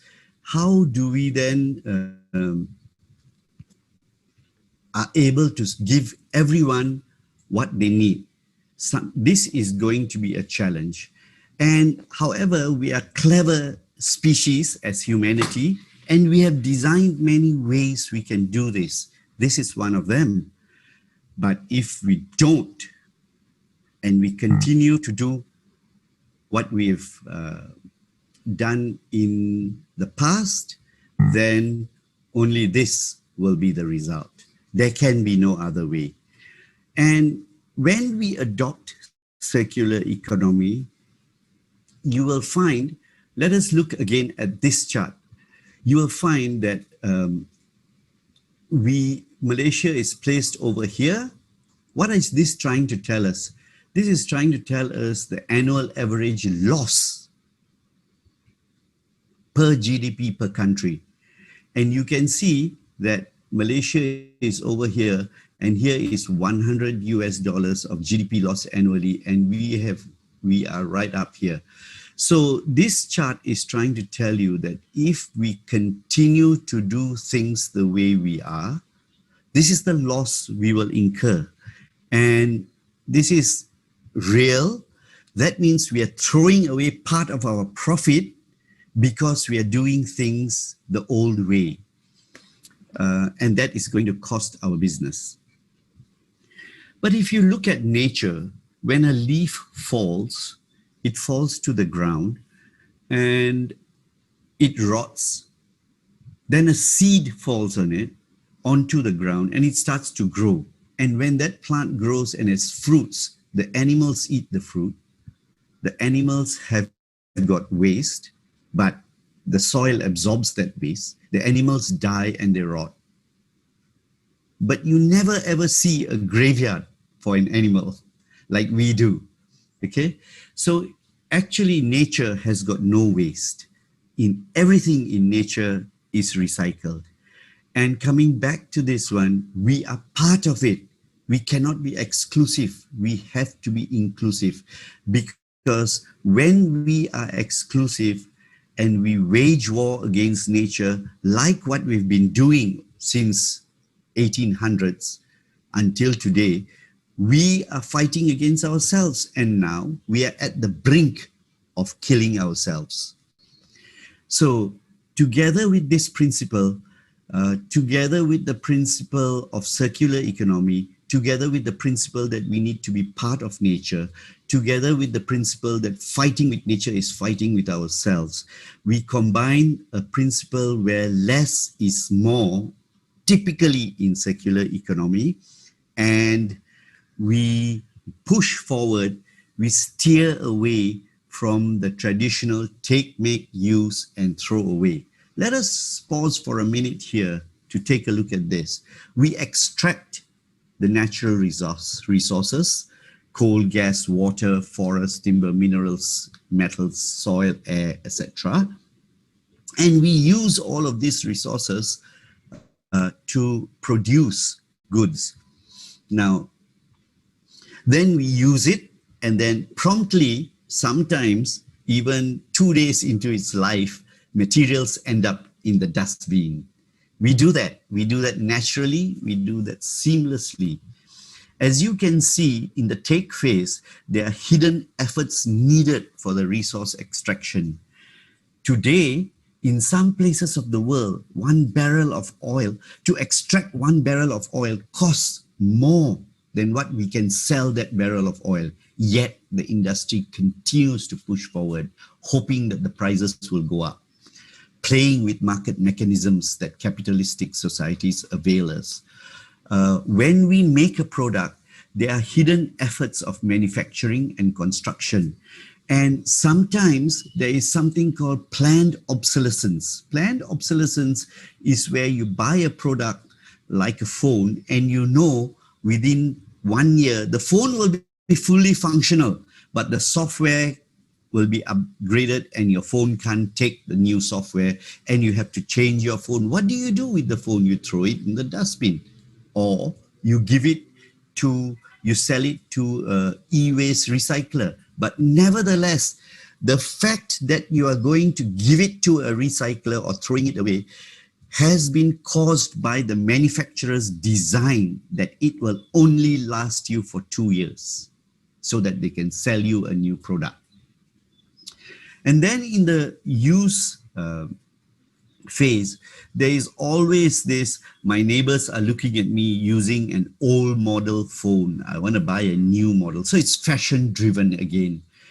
Advertisement and PR causes us to respond to it in this way. Even though the product is fully functional, we feel obligated to want to change it because so many people in a day tell us, what's the matter with you? Why are you using a dinosaur phone? And that gives us a mental block and an instigation and a subconscious prick that when we see the advertisement of a new phone, when we pass by a shop selling phones, when we see offers online, we are gravitating towards buying a new phone.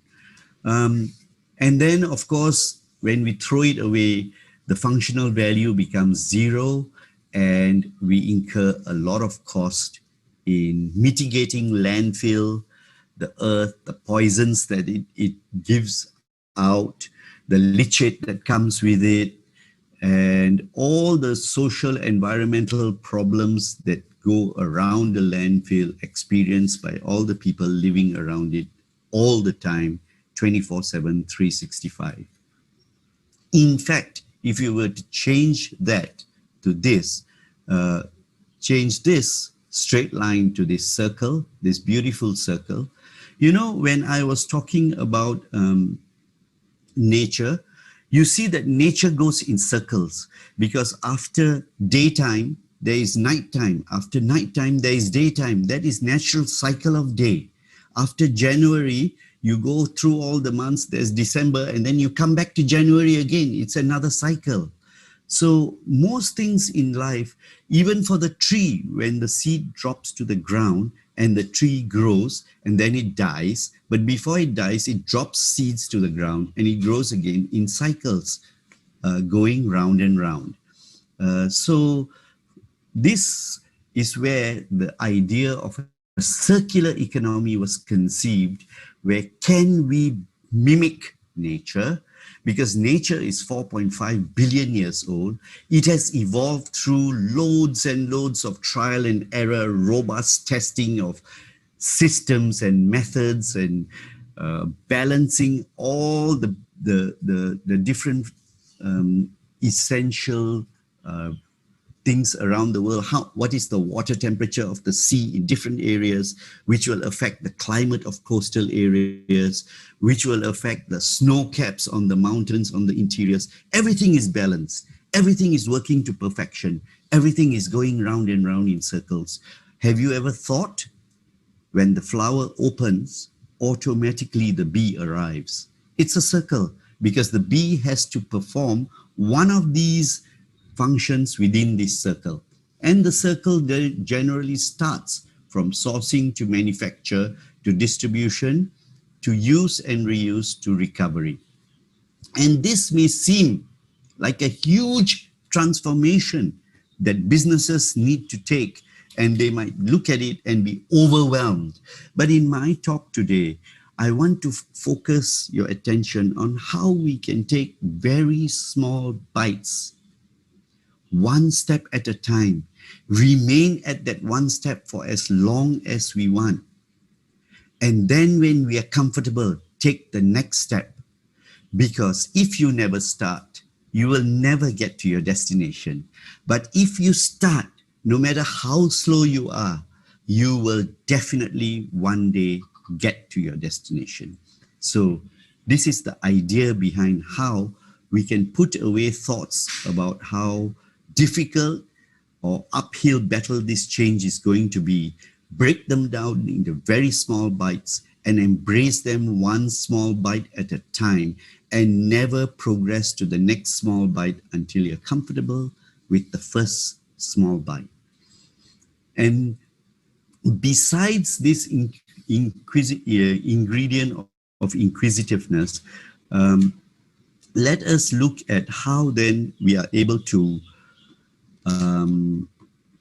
use this factor to our greatest advantage, whereby we are able to progress in the best possible method towards inquisitiveness, towards circular economy, using inquisitiveness, which will instigate mindset change.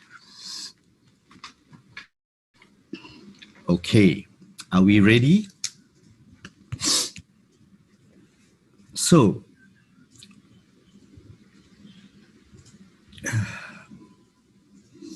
it has been proven, and you can see here through the Ellen MacArthur Foundation, and they are one of the foremost circular economy foundations in the world, that this amount of money, if we don't embrace circular economy, this amount of money will be going into the drain. We will be just losing it. And when we do that, our business models become less effective, our competitiveness becomes lower, and we are unable to then achieve the goals that we want. We are throwing away $700 million in annual material cost savings in FMCGs. We can experience 48% of carbon emissions by 2030 if we embrace circular economy. And I won't even go into the third one. And so when we looked at the ingredients which we were going into, we looked at this slide, and it seems to us that we've put people as the number one, and so on and so forth. But no, not really. Change your mindset. We are allowed. In fact, it is best that we select which one is our priority. And so from a business perspective, I think that this should be the priority first. And then we may follow with partnerships, because partnerships is what can make our business grow bigger and better, where 1 + 1 is equal to 11.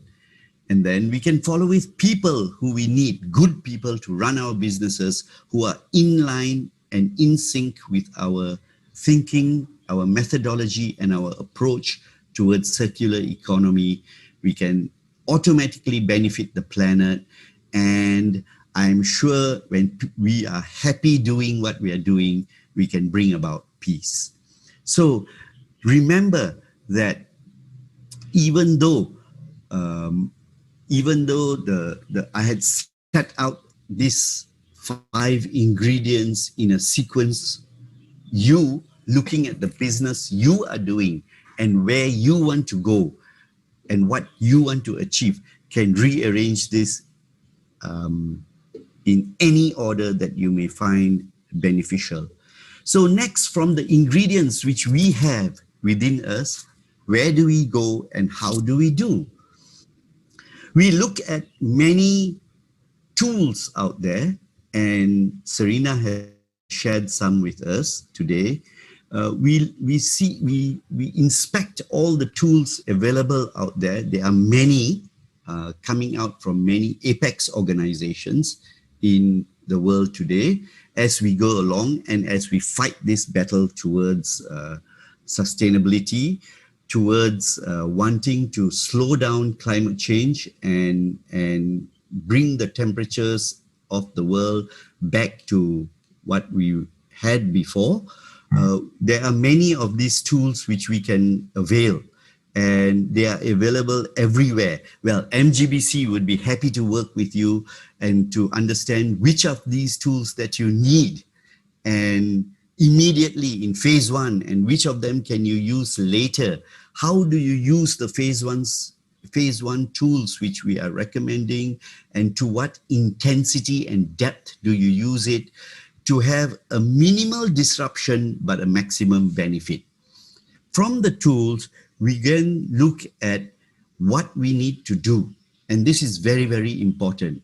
We have understood what tools we have, we select those tools, and we study those tools to build capacity. We understand them, we contextualize how to use those tools in our business, in your own business, not only in Malaysia, but if you are in Johor, things may be different from when you are in Penang. So, and if you are a glass manufacturer in Kelantan, it may be different from a glass manufacturer in Johor. So build your capacity on these tools based on your contextual relevance.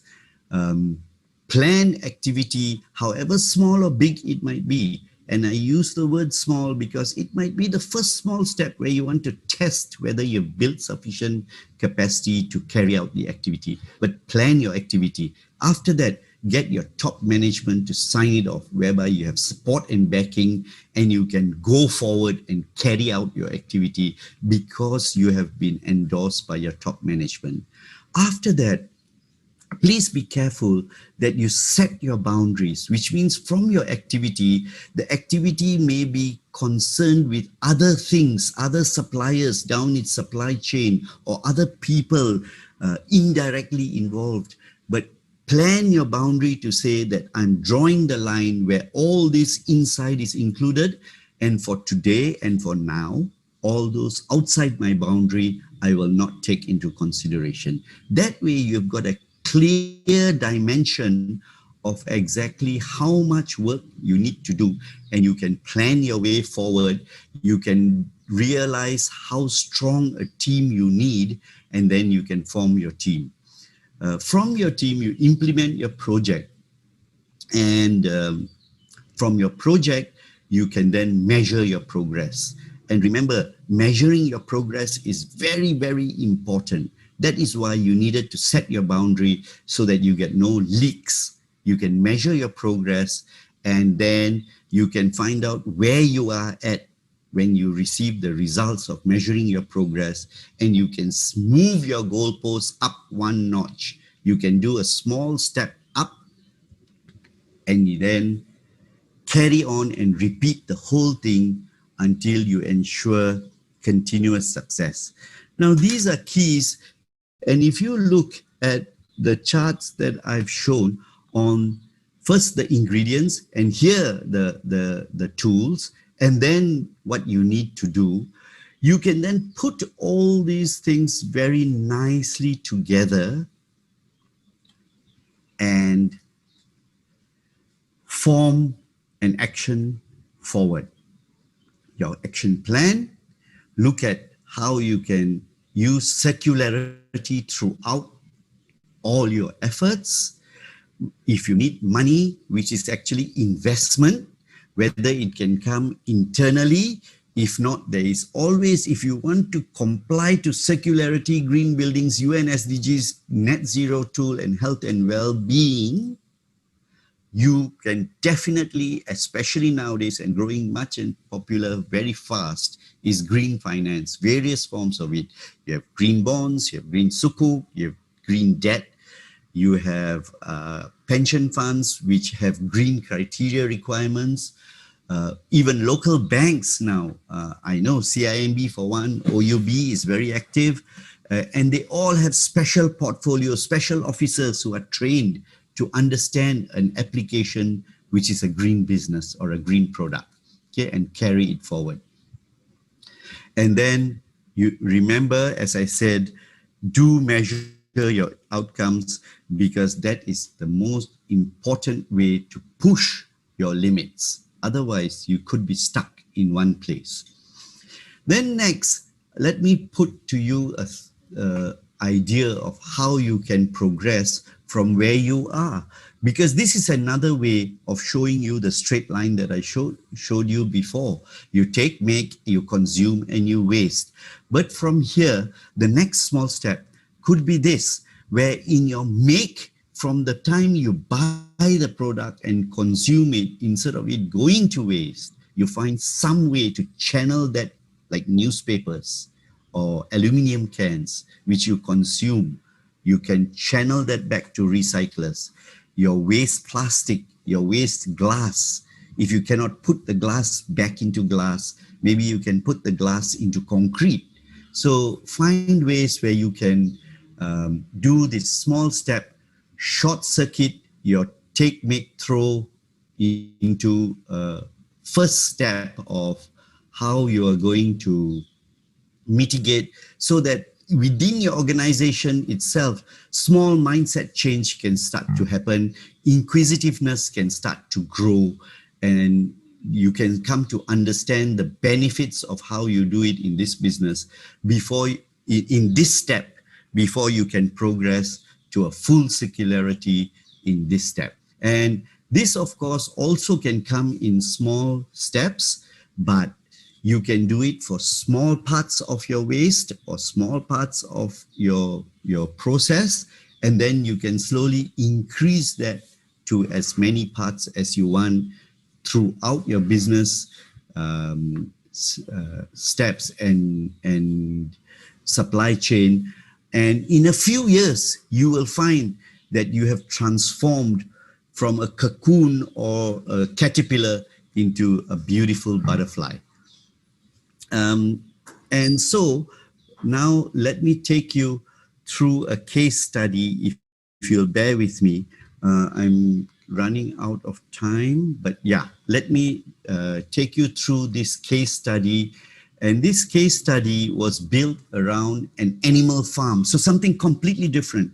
And the point I'm trying to make is circular economy can be applied to anything and to everything.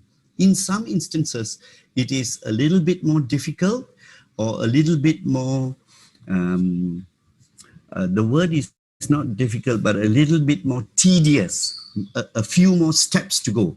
But definitely you can apply circular economy to anything.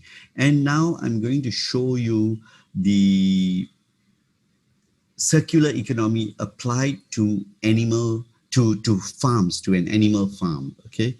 So if we have a farm or a cluster of farms like we do in Malaysia, sometimes in one area we find a number of chicken farmers operating within a few square kilometers. And we want to deal, so what, of course, we know the advantage of what these farms do, but we also know that they have some issues and some problems that they give the people around them. And what is it? Well, they might disrupt some economic activity that is going around them because they promote a lot of flies, smell.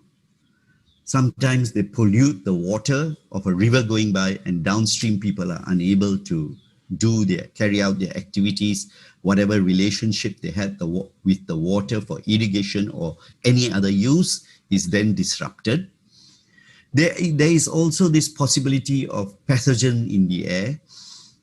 So while they are providing a service for the public, they also cause a concern and a problem. And many times we hear people complaining, but then the government is also caught in between. What do we do? Do we stop the farms? Do we push them further into the interior? Do we relocate them? Do we mitigate it in between?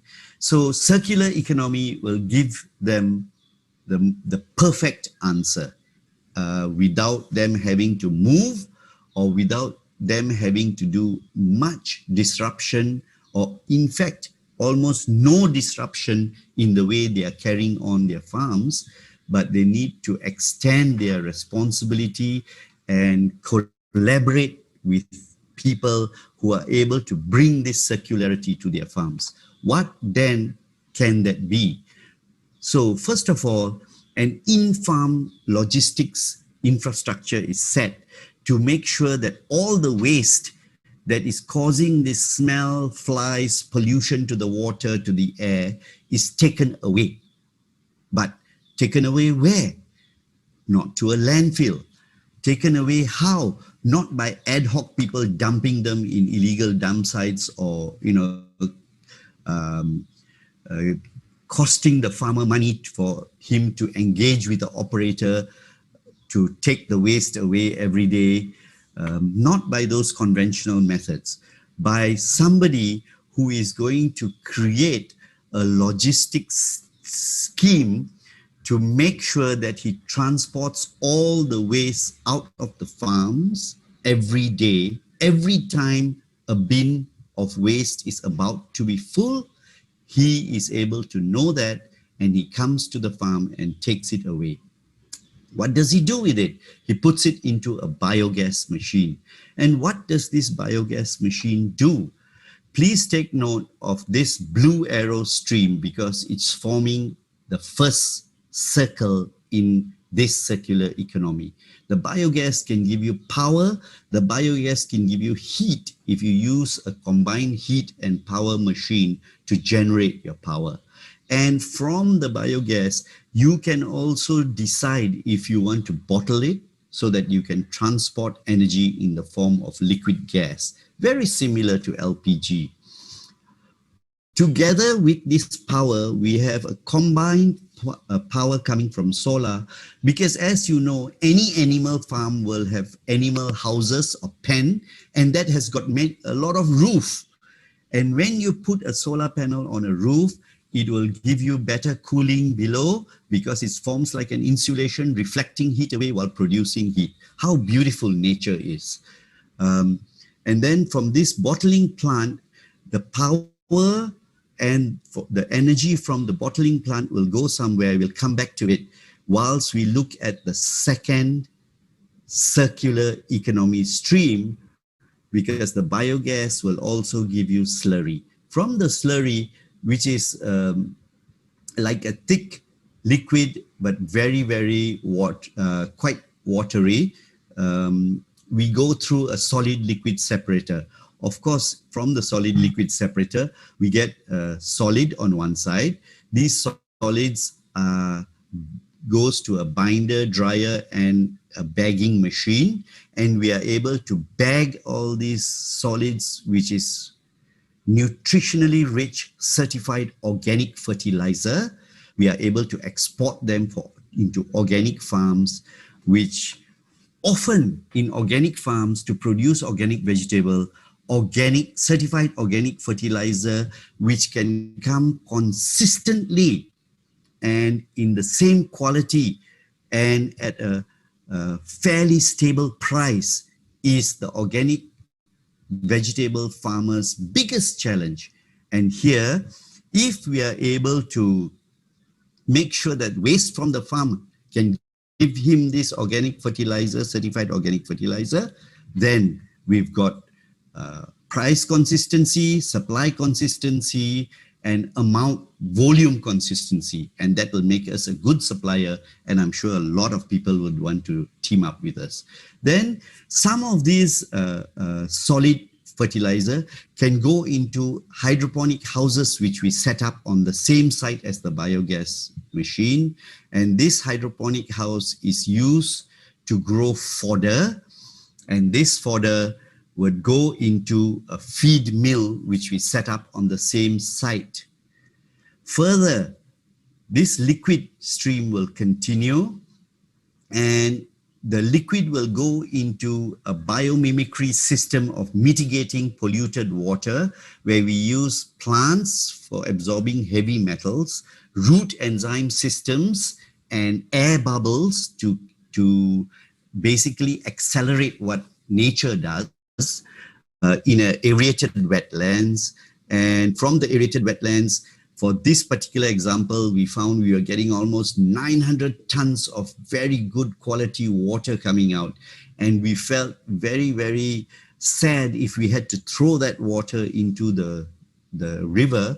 So what we did is we tried to join the dots to form complete circularity in this project, and we produced fish. This fish was mixed with the fodder in the feed mill, and then we imported some organic vitamins to balance the nutrition for the animals which were going to eat this product from the feed mill.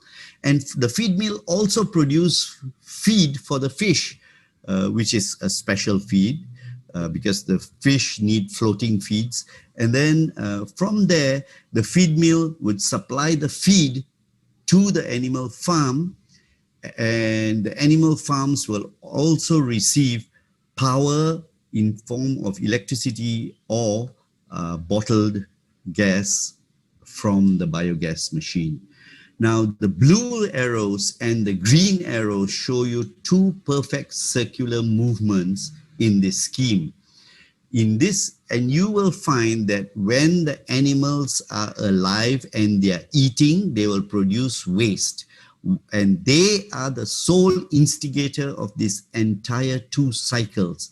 As long as they are producing waste, they will get power, which will be very good for upgrading their animal farms in terms of ventilation, charcoal filter, UV lights, boiling water, cooking their food, or any other thing that they might need energy for, as well as highly nutritional feed mill coming from a specially designed feed mill for them to produce top-notch quality meat for people to consume.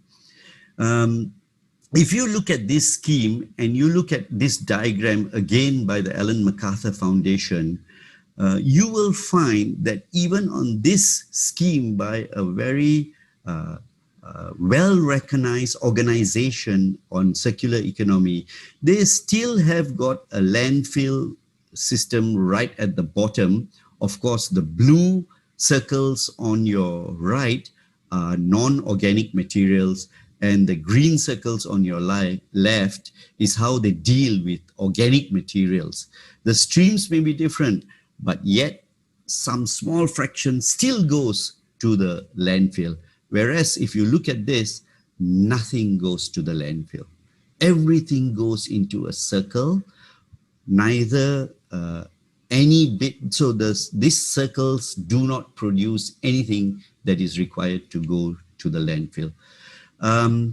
So even though a globally recognized organization can give guidance like this, we contextualizing it locally can do better, ladies and gentlemen. I look forward to meeting you all in the next session, where we hope to have very vivid and interesting discussions on circular economy. I look to all of you all in the audience to challenge me with questions, to give me positions of or situations where we can think of how we can convert linear to circular. Certainly, I hope you are now convinced that it is viable solutions and not buzzword sensations. Therefore, I hope you are now convinced it is VS and not BS. Thank you very much. I hope you understand a bit more about an economic that goes round and round in a loop. Thank you, BK Sinha, for such an enlightening session. Moving on, I would like to step back and welcome my colleague, Architect Abdul Halim, who will be moderating a panel discussions on the topic Green Materials for Sustainable Exterior and Interior Building Design. Architect Abdul Halim, the spotlight is yours. Okay, thank you, MC Sadiq. Okay. Yes. Assalamualaikum warahmatullahi wabarakatuh, and good afternoon. And also thank you everybody for finding the time and to join us for today's webinar and the launching of GPM. My name is Architect Abdul Halim, and I'll be moderating for the panel session. And the topic today is green materials for sustainable exterior and interior building design. One of the key factors of a successful product of sustainable material is obtaining the materials itself. Now, the harvesting of sustainable materials leads to far less waste than other types of materials, such as plastic, meaning less landfill waste, less energy consumption, and less impact on the environment as a whole. Now, as a designer, we have a tremendous impact on the sustainability of an environment because we are deciding which materials and products will be used and how ecologically people will be able to interact with their surrounding spaces in exterior and interior. A message to our delegates: you are encouraged to submit your question at the question box, and we will try to answer during Q&A session. Just like Mr. BK just now was very eager to answer any of your question. Let's challenge him. But first of all, I would like to welcome you all to our panelists today. And our first panelist is representative from Malaysian Institute of Interior Designer, Associate Professor, Interior Design, Technologist, Dr. Rostam Yaman. Very long name. And Dr. Rostam Yaman is very experienced in the field of sustainable development, researcher, construction and project management, either as interior architect or academician, and also a trainer and facilitator. Project manager and entrepreneur consultant for over 15 years, he has been involved in various construction projects and served as designer and project manager in interior design consulting firm in the Klang Valley. As an academician and trainer, he has provided services to train groups, individuals in interior design related program at government organization and private institution. Our second panelist is our guest of honor, Encik Abdul Malik bin Nathan. Our third panelist is Mr. BK Sinha, who just gave a very interesting talk just now about circular economy. And our fourth panelist is Architect Chan Seong An, who earlier gave a talk also about GBM, and our immediate past president of MGBC. So our panelists will be discussing the environmental response to urban sustainability design. So without further ado, I'll go to our next segment, which is the some curated question. So I'm going to start with this first while gathering some of your question. I don't see we have enough question going on, so I expect more. And so I would like to request that again, while we are discussing some of this topic, keep on put in your question in the box, and I will try to direct the question to relevant panelists, to address it accordingly. Now, let me start by first question to our first panelist here, Dr. Rostam.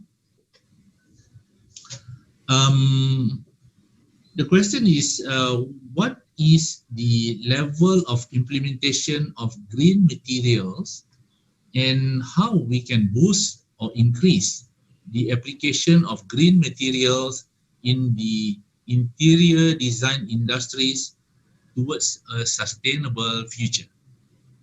So I pass to you, Dr. Rostam. Okay, salam dan selamat sejahtera and a very good morning.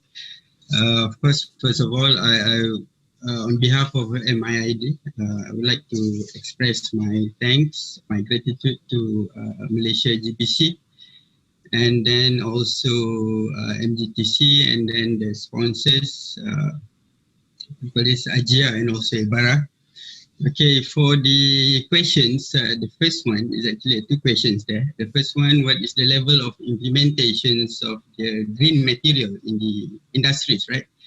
Okay, we interior designers and also build environmentalists, right?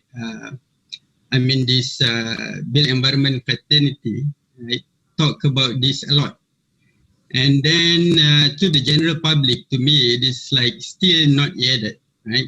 Which means these people is actually the green end user. So we can see that it is not there yet because just now during the earlier sessions, I tried to Google GBI Malaysia website. So I tried to see is there any interior project that being listed in the GBI website. But then so far it is not there. So I think it's like not there yet. That's what I can say at the moment. Probably there is a project that specify the green interiors, but I think to make this successful, we need to visibly make the public know, make it into the things that we talk a lot. I mean, everybody talk about like save the planet, this and that. But then in terms of the built environments or construction industry, it's not there yet. And then the second question is how can we boost or increase the applications of green material in the ID industry towards sustainable future? Firstly, I think the campaign and also encouragements to the current practitioners is also very important. I think Malaysia GBC has done it very well. You have done a lot of talks, seminars, series, and also like knowledge transfer programs that related to green or sustainable design. So that was very impressive. And then I think Architect Serena also mentions we are targeting to make it mandatory by 2023. This is also partly important as well. Because if I make it mandatory, then it can become something routine by time. So, like if we are not get used to it, probably another way is actually to enforce by law. So, of course, there's always like people who are oppose it. That was the nature of humans, dualism. We always have yes and no. So I think after a while, people will get used to it. So when it become a routine, when it become something that we talk every day, like the designer try to do it, the end user know about it, the developers will definitely do it, then it will become something that will be, hopefully in the near future, it will be a very big thing in our built environment industry. And then I think the most important thing out of like us, the current practitioners, so the current society, I think the most important thing is actually to make our future generations aware. The sustainable agenda need to be across platform, especially in education. It should be cross-platform, across across all educations, probably from the preliminary schooling until tertiary level educations, so that maybe now I understood we are developing, so we are busy doing this and that. We try to achieve economy. We want to become a developed country. So probably the priority right now is not really on that, sustainable agenda. Of course, a lot of people are trying to do it, but then if the majority are not on it, it also doesn't work. So the best way probably try to instill it or nurture it, foster it in the education platform. So in the future, when these current generations, the current students, when they practice, I think if the thing being instilled in their curriculums, in their education, so in the future we will have a more aware society, a more holistic approach on this sustainable agenda for the future. It's quite, I'm not sure about our education system, but I happen to be a student, so I'm studying in Thailand for 3 years. I found it very interesting when they have this sustainable subject, since in their primary school, I think probably in one of the subjects, that's what my friend told me. And then another thing is that I happened to Google a bit on this interior materials, and I found an article by Hales, 2015, about the environmental sustainable interior design on the what you call it, fair trade product, green product fair trade. I mean, like most of the findings, the study find out like most of the what you call it, the product manufacturer or seller or the exhibitors of that particular exhibitions, only small percentage encourage the what you call it, the consumer to go for green material. I mean, probably there is so many factors to it. Maybe one of it is actually lack of understanding or knowledge. I think to make it easy, because I happen to study about this, what you call it, my PhD is actually on the green township, basically. So I try to do post-occupancy evaluations to the end user. So if you look at the GBI tools for township or GBI tools for building, it's actually very technical. I mean, like who general public know how to calculate the SEI or BEI, even though it is very easy or fairly very easy, or probably the what you call it, OTTW or RTTW, right? So I tried to do equations where it was like being suggested, I mean, like can be answered to the general public, especially in the residents who certified green by GBI. So it's quite interesting that they know that this neighborhood certified green by Green Building Index Malaysia, but when they see the demographic part, I asked, did they know about SDG, those kind of things, they know. But then when it comes to the a little bit technical part, especially on the criteria, they say they didn't really know that this is the criteria how you measure a green township. So I think we have done the first part to make sustainable agenda there. I mean, like in our fraternity, but then probably we need to go further or embark into the public or the end user. I mean, I understand governments do a lot on the green agenda. We have Ministry of Green Technology last time. So probably maybe we have to do more, maybe targeted at the younger generations, where in the future, I think it will continue our legacy of trying to greening this Malaysia. Okay, Yes, I think that was my answer. Thank you. Yes. Yeah, thank you, Dr. Rostam. And I was thinking actually the nature of interior designers itself, you know, other than most of the time we do for a new buildings, but sometimes we interior designer, we did also refurbishment. That means it's like giving a new life to existing building. It's part of like circular economy or circular design, where we give new life to a building, you know, by having a new interior looks and you know, a fresh look. So instead of keep building new things, we also give you know, interior design perspective of having a refurbishment works, you know, something like that. Also in a circular economy part. Okay, so maybe we can talk about that on the next round. I would like to give the our guest of honor, Encik Malik Atan, on the second question. And I think something related to your area, and it's about the government and how the government support the green products, including the green materials in the local market. So please, Cik Atan.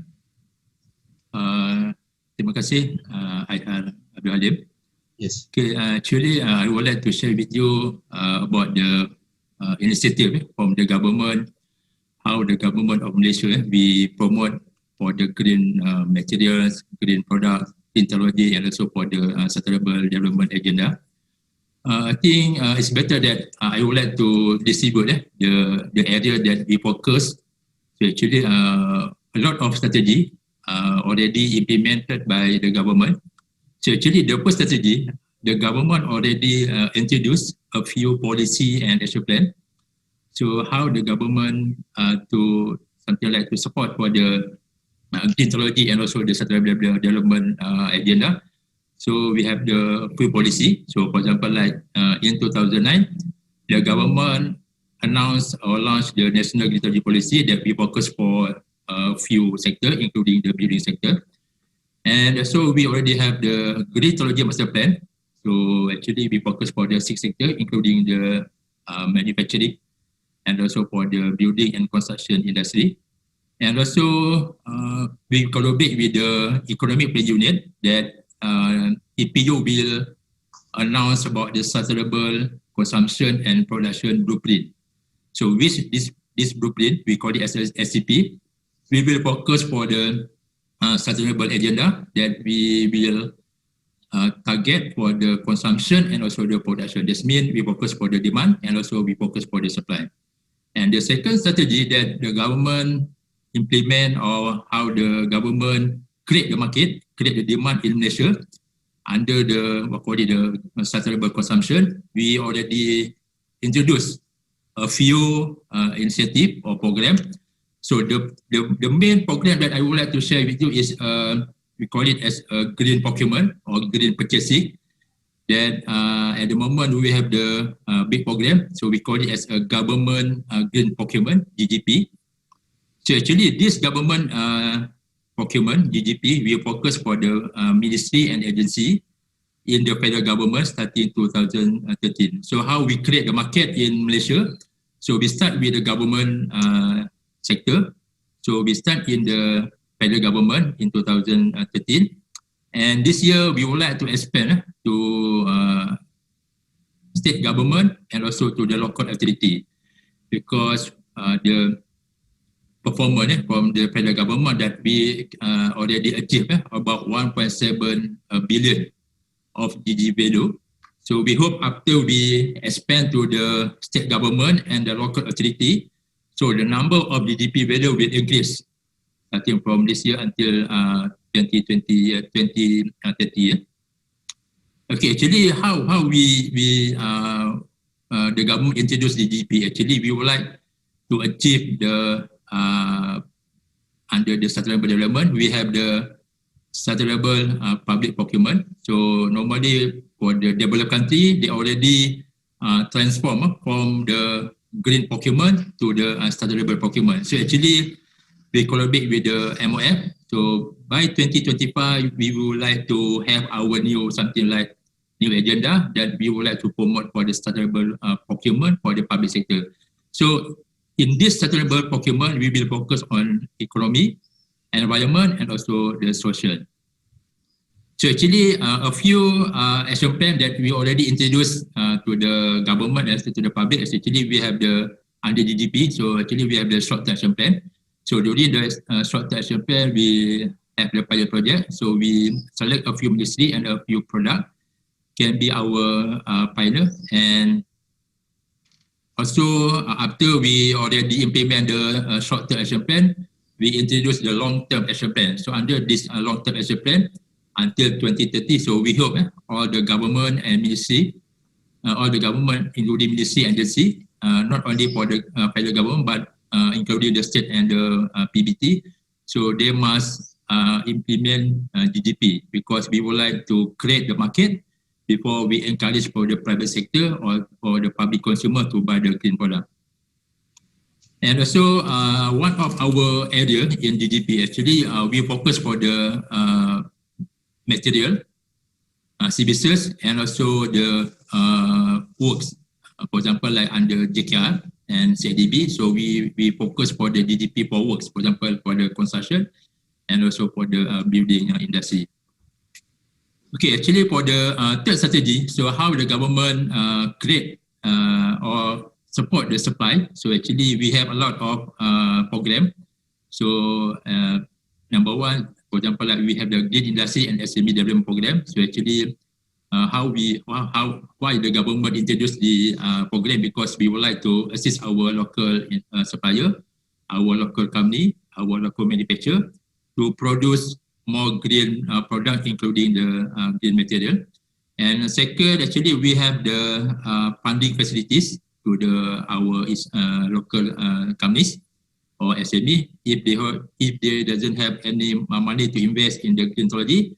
So we have the Green Technology Finance Scheme, DTFS, start 2010 until 2020. And also we have the incentive to our local company. So when they implement the green project, including the green building and green construction, so they can get tax deduction or tax incentive from the government. And number four, actually, we introduced the green certification. So this is very important.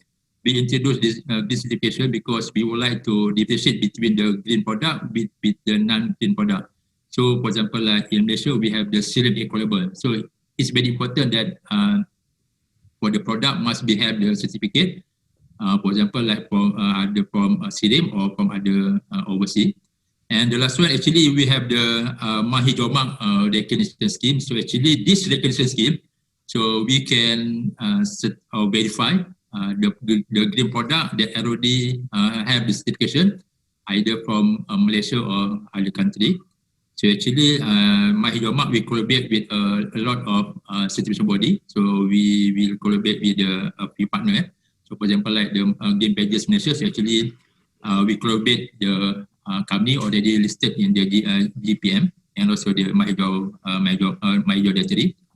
And the last strategy, so how we support the green product and green material in Malaysia, actually we implement or we organize or we introduce a platform to promote our local green product and also the overseas product. So for example, we have the IGEM. So actually this IGEM, International Green and Eco Product, so we start in 2010.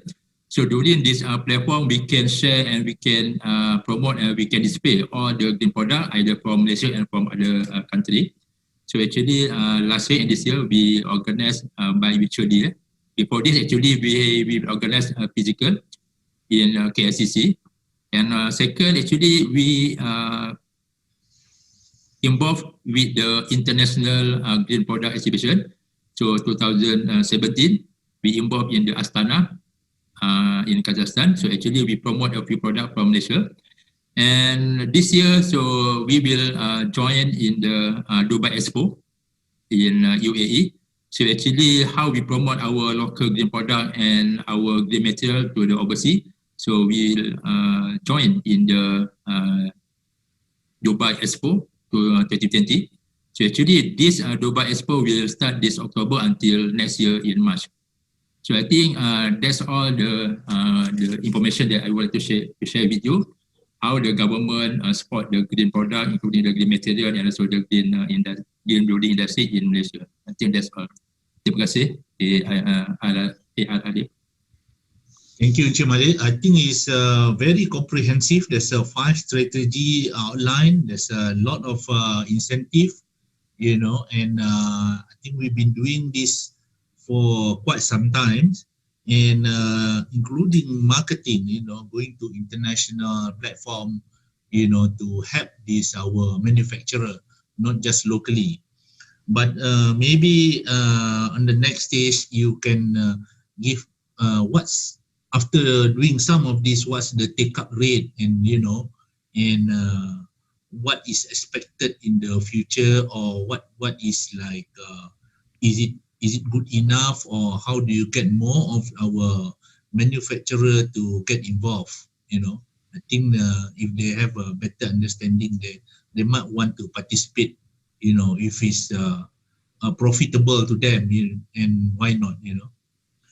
And okay, for the third question to our panelists, this is Mr. BK. This is about the benefits of the green product or services, and how do you measure this? They say a lot of benefit of having products or green services, and how do you measure it, the benefits, and if it's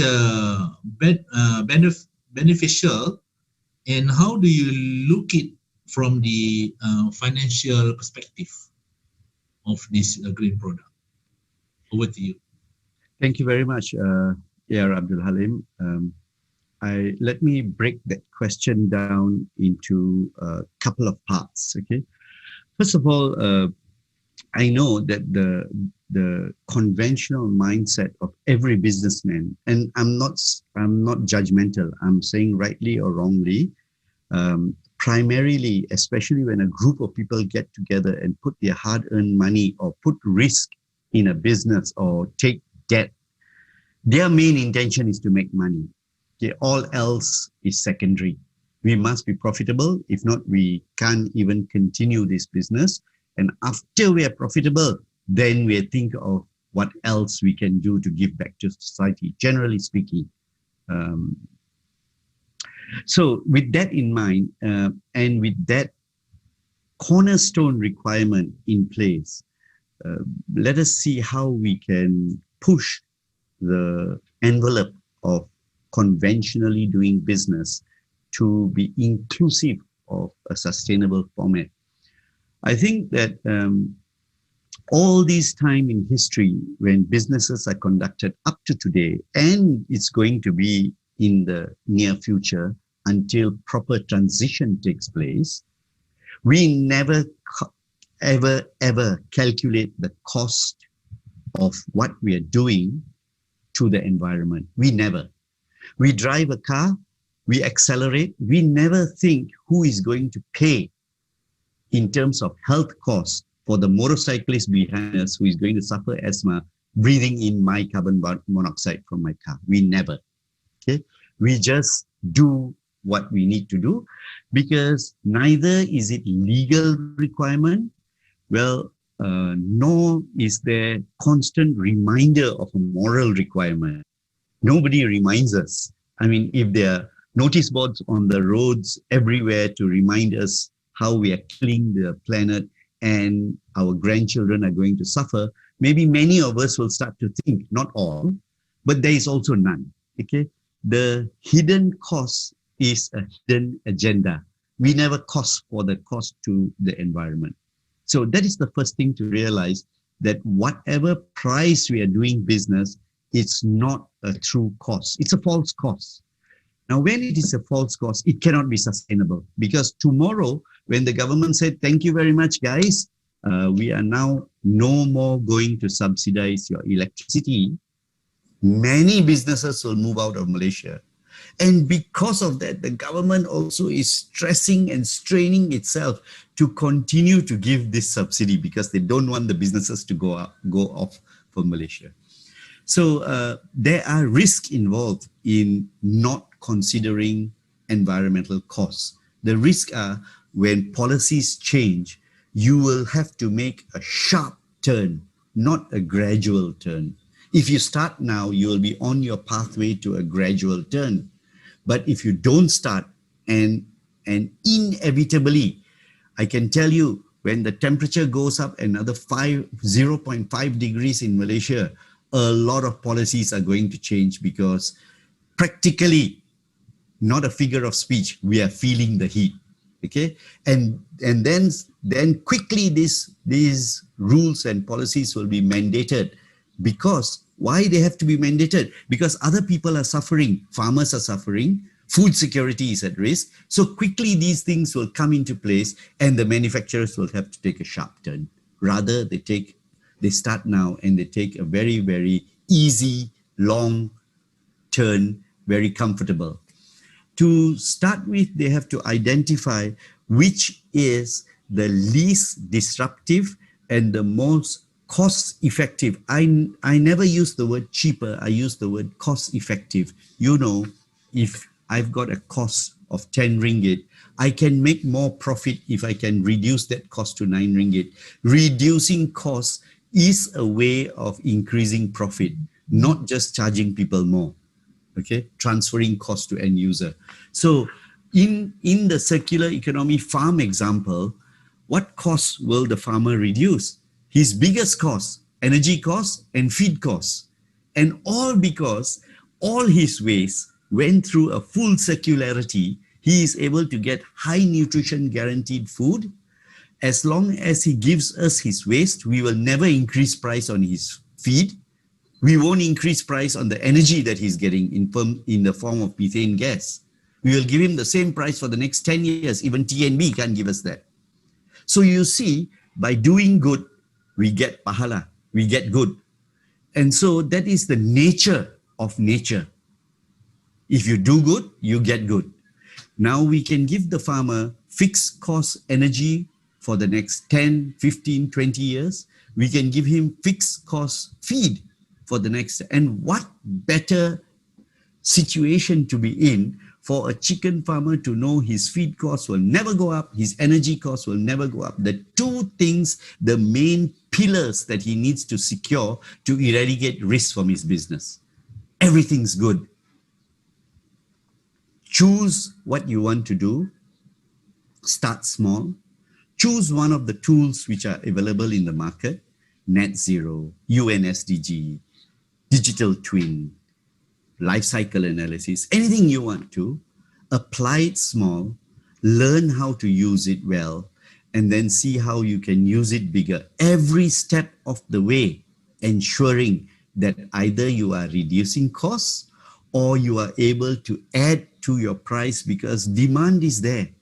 You know, I will tell you that when we used to throw used cooking oil into the drain, when we used to mix used cooking oil with chicken feed, carcinogenic used cooking oil, and we used to have 50% danger of getting cancer. When we used to repackage the used cooking oil in the pasar malam and poor people used to buy it and suffer health problems. Nobody did any accounting. How much did that cost?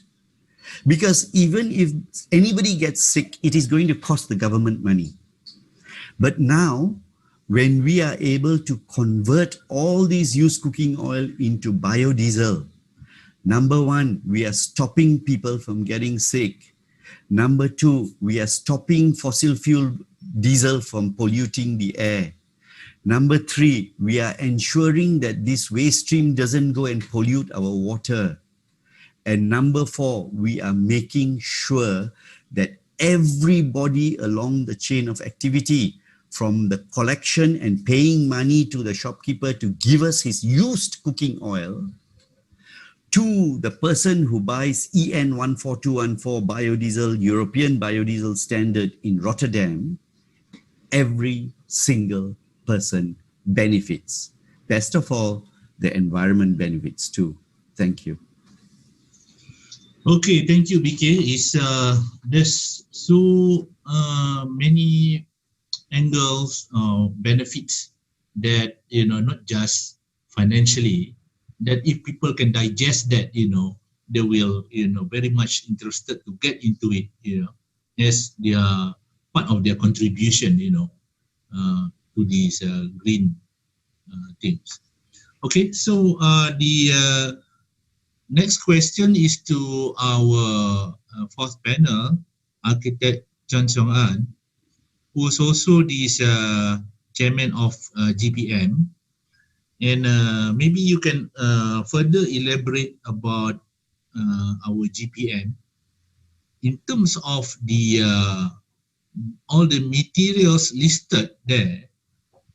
Is it automatically qualify for GBI points, and how do you relate these two? Because I think there's about the feedback that whether I get point of using this, do I get point in other rating tools, maybe, if you want to relate it to, and how do you quantify this part to the product to a point system? If you can elaborate that a little bit more. Please. Okay. Thank you, Architect Halim. Now, okay.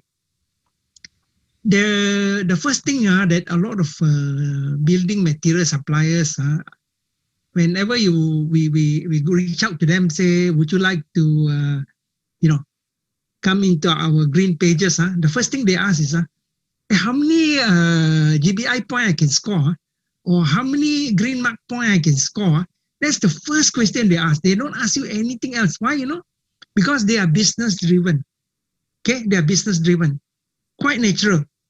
So if you want to approach them, there are three things you got to do. Very simple things for me. The first thing is you must give them the easiest path to achieve what they want. Number two is they must make a profit out of it. Okay, and then the third one is as easy and as fast as possible, the information go to their customer. So right now, in the last 10 years, you can see GPM has been quite successful in handing out this information to the people who are the specifiers, means the quantity surveyors, the architects, and the engineers. These are the people who determine whether or not a product will go into a project.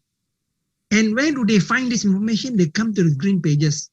Green pages, you can see there's one section, they list down how many points you can get, which are the criteria, which tool you're using. But of course, it's not automatic unless it's a simple thing like, for example, paints. Okay, under our IEQ, indoor environmental quality, if you are using a high VOC paint, that means the old-fashioned paint, like those paints which have turpentine-based paints. Finished painting only, you cannot go into the room for the next 5 days or even 1 week because it's already emitting all those VOC, the stuff that's going to cause you cancer. So we are actually in GBI and in GPM itself, we are very proud to state that in the last 10 years, we have managed to change the industry. Today, you go and buy a turpentine-based paint, it will cost you easily 3 to 4 times more than your low VOC paint already. So there is a transformation in the industry. So same thing, GPM also will start to move forwards with what we know about the material that the construction industry will start to use. Next 5 to 10 years, I can foresee, information become very important already. See what BK is saying. Maybe if your material is not circular, that means you at the end of life, you must take clearly in your product sheet already. End of life, how do I dispose it? Okay, so if you are, say, for example, yours is a plastic product, how do I dispose it? Then, or if you don't dispose it, how do I recycle it? That becomes one of the key components already. So this one we will start adding into our green pages criteria in the PDS, the product data sheet already, okay? The other is, you can see if they are physical products, we will start to ask for the manufacturer to give us the key properties inside what is known in the building industry moving forward as building information model. So you see, for example, if you are doing a roof, you have a roof panel, okay, a full set of roof. The new type of programming in where designers do it, what they do is they go to a website, you have this BIM object, drag and drop into your model, then you say, let's test it and see. So it just runs old one, new model, compare the two. The model will then calculate, for example, the OTTV of the whole building, the heat gain in the building. All that is automatically done on the spot. So what I mean by making it easy. So then the designer will then start to select already. So if you have cost data built into your data, BIM data, that can be, if you drop into your model, then your base model, your new model. The designer can, if it is the contractor who's using a model, he can then run analysis. Okay, give me the figure now with the old model, new model. Then you can see the difference in cost already straight away. So imagine information on, as explained by Dr. Lee just now. This is called vertical integration. You need the data to be go on to. It started by the designer. Now contractors are beginning to adopt the BIM models, and then they are extracting really a lot of information, the cost information, the environmental impact information, all that modeling is start moving forward already. In the next 5 to 10 years, if you do not adopt this vertical integration, like Dr. Lee has showed you, your main contractor become bankrupt. Why? Because he cannot do fast enough, and then his subcontractor who do supply, his supplier, his subcontractor, moving very fast. You are still dragging your feet using paper, calculate by hand, or maybe using a spreadsheet. By the time you submit your tender, already people close already. So you see what I mean by speed. So it's speed, cost, and convenience. So these are the things that, GPM in the next 10, 15 years, or 5 to 10 years, you need to look forward to moving in that direction already. So we no longer like, lege, like you see people, other country already catch up, overtake us already. We need to really move forward in that one. That's why if you are interested in how you can adopt BIM into your, either as a contractor, as a developer, as a consultant, I'm giving a lecture in the ACM on this Thursday evening after office hour. You go to the ACM website, you can register and go in, because that is one of the first steps you need to do. Because if you don't convert your system from the old system, the 1980 system, whereby you represent a column with 2 lines and that's all there is to it. This one different already. No, the column is got the full properties inside the BIM model already. So this is the vertical integration we are talking about, and this is the thing that's going to drive the economy forward in the next 5 to 10 years. And this is the information we eventually will put into the green pages, which is online. Then you can drag and drop. So you're compelled to do it, not because it's your client asks you to, and you can, as a contractor or as a especially as a contractor and a developer, you can compare, easily compare different types of models and come to a conclusion. Oh, this one, the environmental impact is very bad. Even though costs 5% more, I think I don't mind to do it, because if I do other costing, I might find the life cycle cost will be even cheaper. And this is the thing that you need to keep in mind. That's all. I think so. Now it's very complicated, because we are not able to pinpoint what is the information we need to give to the people who are using your product.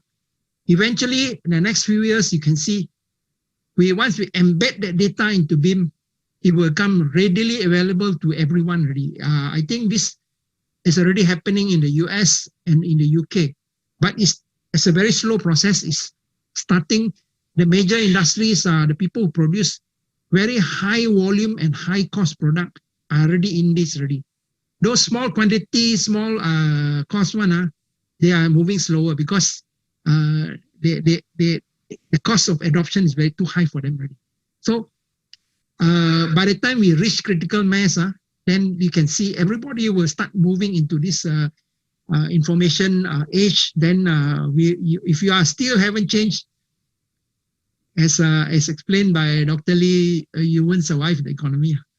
Okay, so with that, I hand back to our chair of the panel session, Architect Halim. Okay, thank you, Architect Swan. Yes, we have to move forward on that. I think we have to, we are coming to an end on this session. I'd like to go another round with all our panel of speakers, maybe addressing some of the issues that we discussed earlier, and also give some takeaway from parted words with all the delegates from this session, and what would it be? So each panelist shall answer with a different takeaway of your areas. And I'd like to start with Dr. Rustam. Okay, thank you, Architect Abdul Halim. Right, like as you mentioned earlier, I mean, of course, interior designers did their roles or duty in sustainable design. For example, like giving life to an old project and then make it into a new project, or probably like adaptive use of the old buildings and turning the brown interior into a lively interior again. Of course, I think what we need to do in order to like further bring this sustainable agenda for the futures, I think we need to do more awareness. We need to have more campaign, and I think the media power also very important. I think if we didn't make it visible, I mean, like for example, we made an article stated that this is adaptive use project by this interior designers and so on. But probably the impact is not. I mean, yes, it might go to the audience, but it will be more impactful if we say that this is actually a sustainable way how we can approach an old space for a new life, something like that. So, and I think in terms of the green material. Of course, I think like the governments, Malaysia, GBC, MID, and also the sponsors have done a lot of things. Like I mentioned to you earlier, if we didn't prepare it for us now, the most important thing is actually to make this legacy continue. Of course, we need to nurture or foster our younger generations.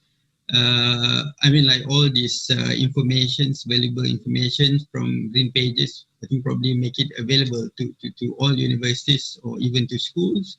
So they can look into it, they can do something about it. Even in the primary school, maybe they will see whatever the product, they will read and they will know. And then, of course, I mean, like the Malay idiom said, melentau buluh daripada rebungnya. I think if we didn't start from these younger generations, I think after we are done, so probably we need the younger generation to make it continue. So hopefully we will have a very bright future with these sustainable agendas and make a world beautiful place. Thank you. Okay, thank you, Dr. Sam. I'd like to go to Encik Malik.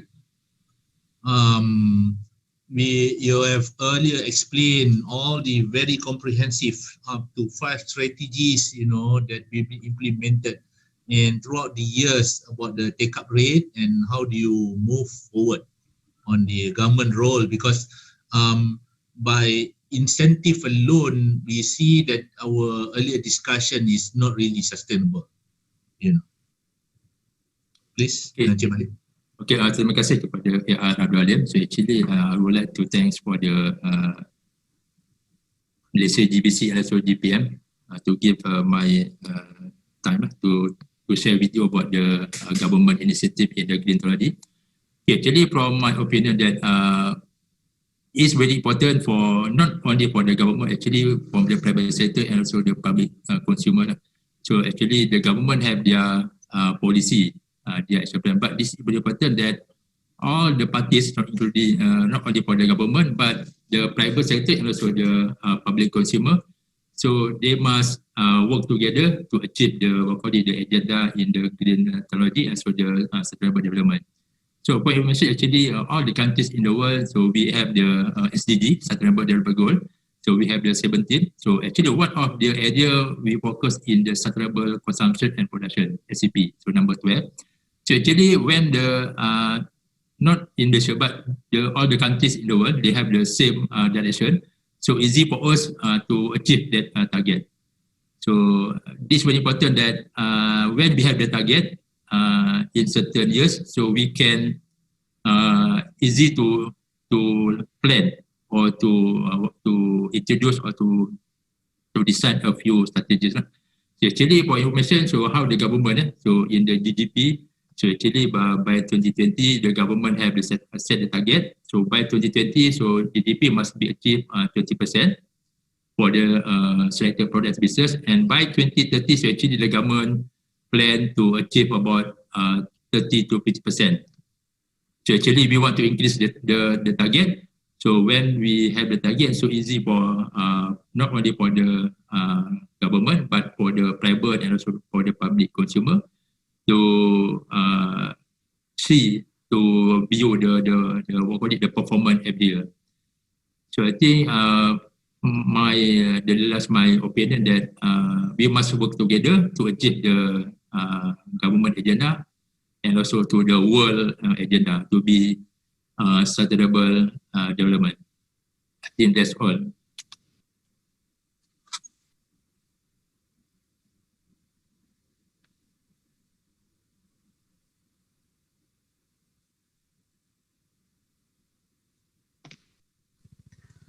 Architect Halim, I believe you're muted. Okay, thank you, Encik Malik, again. Yes, we have to work together on this, the private and the government part, to do all their works together. And I'd like to, there's a question from the floor. I think this is interesting for our third panelist. And also later you can give a parted word to this, our participant. Based on the current economic growth in Malaysia and due to the pandemic outbreak for the past 2 years already, almost, do you think the circular economy is realistic? And how do you relate to it somehow? And Malaysian business ready for this? So I think you can also see the question, BK. Thank you, Architect Halim. Very, very interesting question. Actually, it's very closely related to our topic of discussion on interiors of buildings. Let me start by saying there's a two-part answer to this. Let me start like this. If you look at we live in a very, very precarious world today. We are still in our own homes, calling Grab for food in our comfort, but it is a false sense of comfort. We have given up our human rights 1 year ago very happily because of fear of the disease, the pandemic. Right now, interior architects have got extreme responsibility to create buildings along with architects where occupants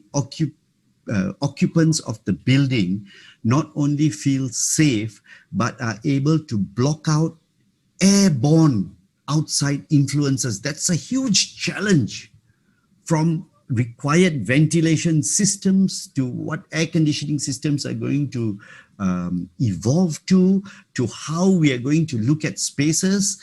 Our houses are going to become our office as well. For the first time in the history of human beings, our house is our office. Okay, so we are living at a time of change. Look at it. I talk about the 5 Ps. If you look at every one of the Ps, each and every one is being threatened. And I want to tell the audience, please, this is the most important message which you need to reflect upon. If you look, and because we are talking of Malaysian businesses here, if you look at planet was threatened long ago by global warming and climate change. If you look at people are now being challenged by a pandemic. If you look at prosperity, economy has broken down because of the pandemic and there is hardly any prosperity. If you look at peace, a few days ago, you already saw what's happening in a country like Australia, in their capital city, Sydney, where riots have broken out. And if you don't have peace, if the people are sick, if the planet is sick, who will want to partner anybody? Each one will be trying to survive. So all the 5 Ps are starting to break down now. and we are going to go into a very, very dark position. We each have to do something. Are Malaysian businesses ready? We will never be ready if we don't do anything. We sit down, we wait for government to take the lead, we got our theories and we say no need lah, we will never be ready. And sad to say, 90% of our businesses do that. They are not future-proof. By starting on a small action, by adopting one small matrix, let's say of saving water, reduce water consumption by 20%, and use this 20% saved water as another benefit, is a step in the right direction to use circular economy to help to mitigate all this breakdown of the 5 Ps we are going to experience, or we are already starting to experience now. Thank you. Okay, thank you, VK. Yes, if we don't start now, when is a good time? There's never a good time, to start except now. And last is to Architect Seong An. You talk about moving forward, like using this 4.0 using BIM. The thing is that it is not all round, while maybe some parts use it, not all architects use it, and then sometimes when architect using it, the engineer are not using it, and it doesn't go like the quantity surveyor are not picking it up, so it's stopped halfway. Even the local authority is not having the BIM Revit thing yet, so it's pieces everywhere. And when not to talk about having this with the green certification inside the BIM, even as what it is bare condition is in separate pieces. And how do you think we should move forward? Because we've been pushing this for some times also, but again the take-up rate is very slow. When you say it's the speed, the cost and convenience is very important in moving things forward. Do you have a comment on that? And last parted words to the our participant. Thank you, Architect Halim. Actually, the slide that VK Sinha showed, a quote from Miss Van der Rohe, I think is a very, very pertinent thing. He says, less is more. Very philosophical. Less is more. How is that possible? Well, next few years, slow down in economy. If you can produce the product cheaper, better, and faster, you're going to win the race. So how do you do that? How do you do more with less? Okay, the only way to do it is you have to change the way you're doing it. Okay, I think those who have attended the earlier talk by Dr. Lee, he is talking about manufacturing only, This is the guy who makes the thing and then sells it out to the construction industry. Now, everybody along the value chain, from the architect down to the main contractor, to the subcontractor, to the maintenance guy, everybody have to adapt to the vertical integration already. So you have to speed up your processes. You have to improve your quality while making it still circular. Okay? And then you have to reduce your waste. Of course, you ask the question, how to do that? All that, how to do? Very simple. You need to pinpoint and focus on those areas which are very important. For typical, for example, typical in say you're doing a condo block. How do you reduce the waste? You got to do it right the first time. I've done some old projects last time in the earlier days. The bathroom, they never apply the waterproofing properly. So after finish already, 15% of the units started to leak. Guess how much the developer cost him to repair each unit? It cost him 3 times more than if he had done it the first time right. Okay, that's what the waste is costing you.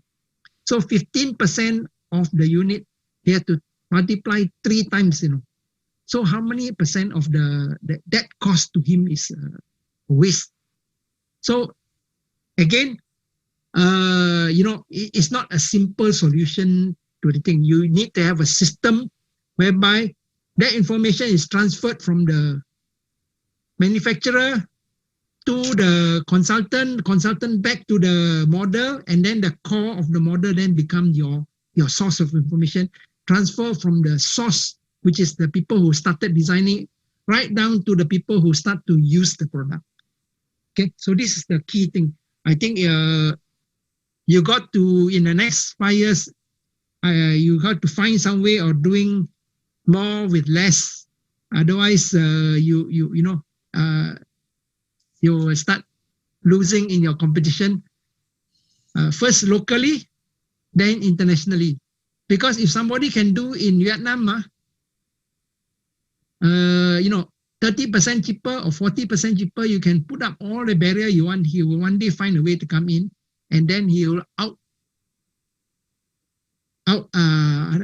compete you in terms of cost, and still can deliver better quality than you. So how to compete with it? Correct? So you need to wake up. Industry need to wake up. And this is a good time. You start to learn during the time when it slow down, nobody is disturbing you. You can sit at home, learn a skill. Okay, that's all I can pass back to you, Architect Halim. Okay, thank you, Architect Johan. It has been a very interesting discussion. I budgeted only 3 minutes, but everybody take more than 5 minutes. Interesting discussion. I think we can drag another 10 minutes each also. This shouldn't be a problem. But we have come to the end of this panel session. I would like to thank you, our panelists, for all your insight and your time. Not to forget our delegates who participated and put up a question. And thank you for joining us.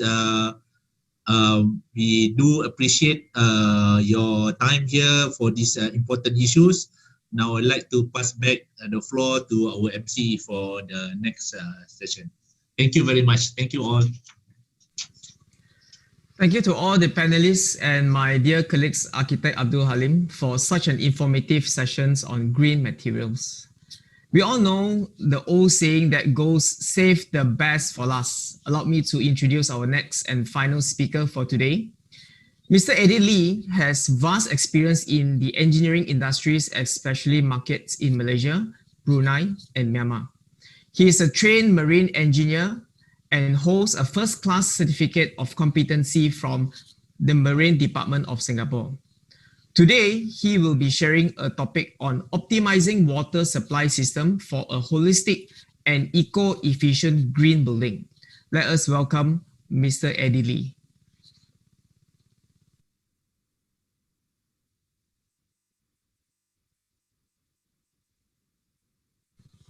Mr. Eddie, I believe that you are muted.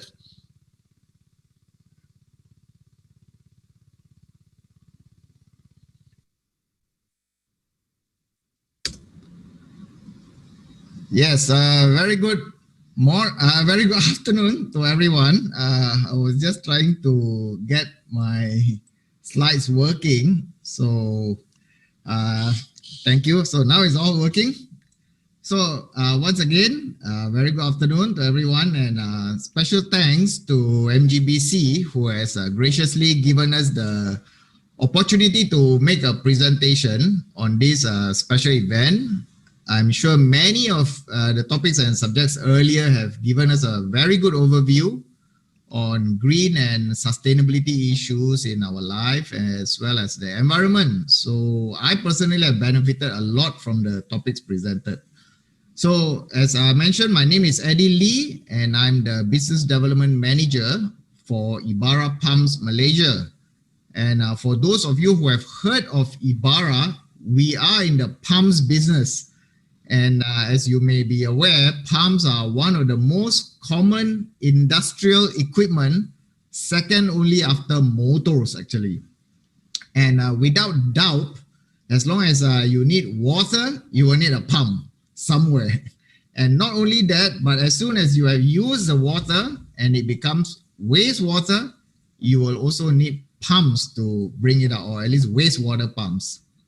So today in modern green buildings, the water supply system is an important and essential factor affecting the overall quality of the building, while at the same time contributes to the holistic needs of all the occupants inside the building. However, in many cases, the design of the water system is often overlooked, and many traditional... Hi, Mr. Eddie. Sorry, are you sharing screen? It's not shown. Oh, I'm so sorry. Yeah.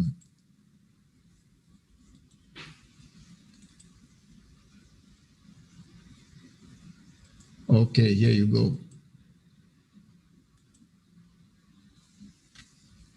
Yeah. Okay. Okay, so sorry. I'm just trying out this double screen function, and sometimes it just go haywire a little bit. So, okay, so in today's modern green buildings, the water supply system, as I mentioned, is an important and essential factor, but it's often overlooked. And what you will be interested to know is some of these designs are actually more than 100 years old, following the plumbing designs in old textbooks. And that leads to inefficient method of distributing water. Not only that, but high energy consumption as well as increased wastage. So in conjunction with today's theme, we will share briefly on how we can optimize the water supply system in a building to ensure a holistic and yet eco-efficient building in terms of performance and energy consumption. Now, due to time constraints, we will not go into all the technical details for this.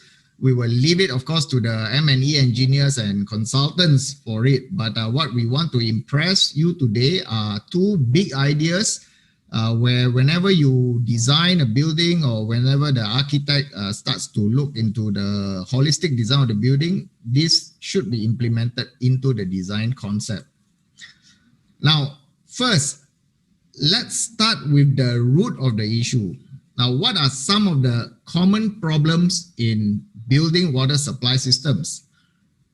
Now, I guess many of you may have experienced one or more of this, and even A.R. Chan just now did mention about leakages. So let me list down some of these common issues. Like, of course, water leakages, very common, and this could come from poor joints, high pressure, old pipes, and so on. Next is, you will also experience too low or even too high pressure at the water fittings. So you go to the basin and you realize either the water pressure is too low or too high, such that when you wash your hands, then all your shirt gets wet also sometimes, yeah? The issue is, of course, not able to control the pressure at the distribution circuits. And plumbing design issues. And you may have come across this, especially if you live in a condominium or a high-rise, where there's water hammer or surge, and you will hear, a thum sound. Sometimes, maybe in the middle of the night, or even when your neighbor turns on the water and you can hear a thum sound, right? So that's probably water hammer. And even installation issues, for example, like noise, pipe chattering, and so on. So these are all the mechanical installation problems that were not addressed during the design. And finally, which also leads to the topic today, is high energy consumption of pumps and associated equipment. And because of the not optimized design of a pump system, or the wrong pump selection, and even pumps that are low in efficiency from the design point. So to counter some of these issues, we will present two main ideas, as mentioned, or elements that needs to be fully thought out in every design process of not just the green building, but any green building or any building or project for that matter, whether it is a commercial complex, such as a shopping center or office building, an apartment or high-rise condominium, office building, industrial building, even any public institutions, government offices, hospitals, even day one school and so on. Now, the first, what you can see here is, of course, the selection of the right equipment with the right technology. By this, we mean that this equipment should offer not just the ability to assist in resolving some of these mechanical problems in the water system, but also operational energy savings. And today, too many buildings are designed based on traditional pumping methods, as mentioned before. And because of that, it leads to mechanical inefficiencies and increased energy consumption. And secondly, we will talk about an important factor which is often overlooked in the selection of equipment. Normally for the materials of the building and for the many other things in the building, life cycle cost is talked about, and how to have a long lifetime for the exteriors, for the facades and so on. But not many talk about the pumps and electrical equipment. So life cycle cost is an important factor also, especially in the selection of the equipment for like pumps. And by these two main consideration factors, we can achieve a right balance to ensure that your building not just has sufficient water daily for its demand, but a good, efficient and comfortable water supply system. So let's talk about the first factor, which is the equipment selection. And as you know, just like our body, pumps are the heart and is the most important equipment in the water supply system. And choosing the right pump is the start to a good and comfortable water system. So when you choose the wrong pump, then you may, of course, face some of the issues mentioned earlier. And with this, now, what is the right pump actually? First, of course, there are many types of pumps given the different applications within the building, right? We have the cold water pumps, the aircon pumps, the fire pumps, the wastewater pumps, and so on. So we do not have time to go into all the details of each pump, but one important element is how the pump is run. And that is where we want to impress upon all our listeners out there who are in the job of selecting or deciding on pumps to use variable speed pumping as much as you can instead of single speed pumping. Now, this is simply because VSD systems, variable speed drive systems, offers the best performance in terms of pressure control, in terms of mechanical design, as well as energy consumption for any application. Now let's look at 4 advantages of variable speed control for your pumps. First is to maintain a constant parameter in your system. So in any pumping system, you will need to control something, whether it's pressure or temperature or level. So in a lot of cases, it's always pressure and level, but at the same time for aircon system, it's always to maintain the temperature of the chilled water. So pressure boosting systems, for example, it supplies water to a variable demand condition. So in a building, you can have a lot of people using the water at one time or very few, for example, at non-peak hours. So this is where pressure needs to be constant regardless of the demand flow of the water. Now, so maintain a constant set parameter in your system. That's one of the advantage of variable speed pumping. And number 2 is to tune and optimize your pump system to actual pumping system characteristics. Now, what do we mean by that? Now, a lot of times when consultants design the pumps, they usually do a little bit of oversizing because they are a little bit afraid that, there's peak factor, there's more friction losses and so on. But by doing that, they could select a much bigger pump than what is necessary. So by using a variable speed system, we can actually tune and optimize the pump to the actual plumbing system characteristics. And with that, we can achieve the right flow at the right pressure rather than having a pump that runs at over pressure. Now, number 3 is to reduce or eliminate the effects of shocks or water hammer that arises from sudden starting and stopping. Now, in plumbing designs, when the pipes are long and when it goes vertically high, we call it a very high static head, there's a lot of back pressure acting back. And this water hammer results from this. Whenever the pump stops, then water rushes back and it hits the valve, and from there you get a water hammer. So a poorly designed system will have these issues. So by variable speed pumping, it actually reduces the pressure shocks by slowing down the pump before it stops. That means rather than a full speed run and full speed stop, it actually ramps down the speed slowly, and that actually dissipates off the pressure of the pump. And that is another one very good advantage of using variable speed pumping. And finally, one of the also advantage is if you have noticed in your water supply, I'm not sure whether this happened in all areas, but if you turn on the tap of your kitchen sink at night, then you will find that the water pressure is lower than the day. So it happens in my house. I do not know about the areas you live, but that is actually purposely done by IS Selangor or KL, wherever you're living.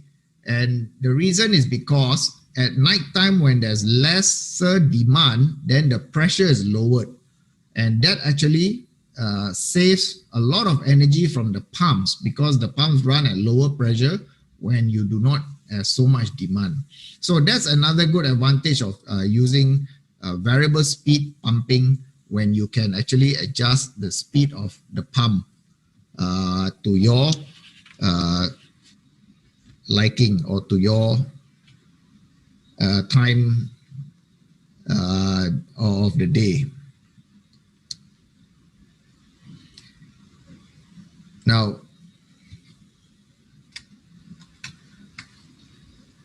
let me go to some examples here very quickly. Hang on, now my my camera seems to be a lot of technical glitches. I'm very sorry about this.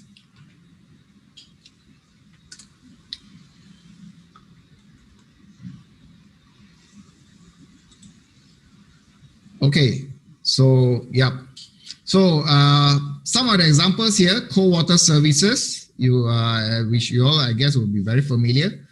Transfer pumps, those that are using to pump from suction tank to storage tank. That's a good example of where variable speed pumping can be used. Traditionally now, only fixed speed pumps are used. And also in booster systems for pressure boosting to fittings such as toilets, bathrooms, kitchens, and all the water consumption areas. Amin, can you send that video start again? I don't know why my video seems to be getting wonky. Okay, so as I mentioned, booster systems for pressure boosting to toilets and so on. And this is where variable speed pumping can be used effectively to allow for very good water pressure regardless of the demand. Okay, and also in aircon systems, which is very common, where you have to maintain the temperature of chilled water systems. This is where variable speed pumping is used for a lot of these HVAC pumps, chilled water pumps. Now, next we go into the next element of the topic, which is what we talk about life cycle costs. Now, what do we see here? And okay, it's an iceberg, right? So there is a metaphor on iceberg, and in a lot of cases, people understand, or for those of you who are good literature people who understands a lot of literature, it is a metaphor of seen and unseen. And in many cases, like what you see in this picture here, the unseen is greater than what is seen. Now, remember this ship. It is a Titanic, yeah? So most people remember only one scene from the Titanic, which is this, yeah? So you jump, I jump. So that's the most famous scene of any movies.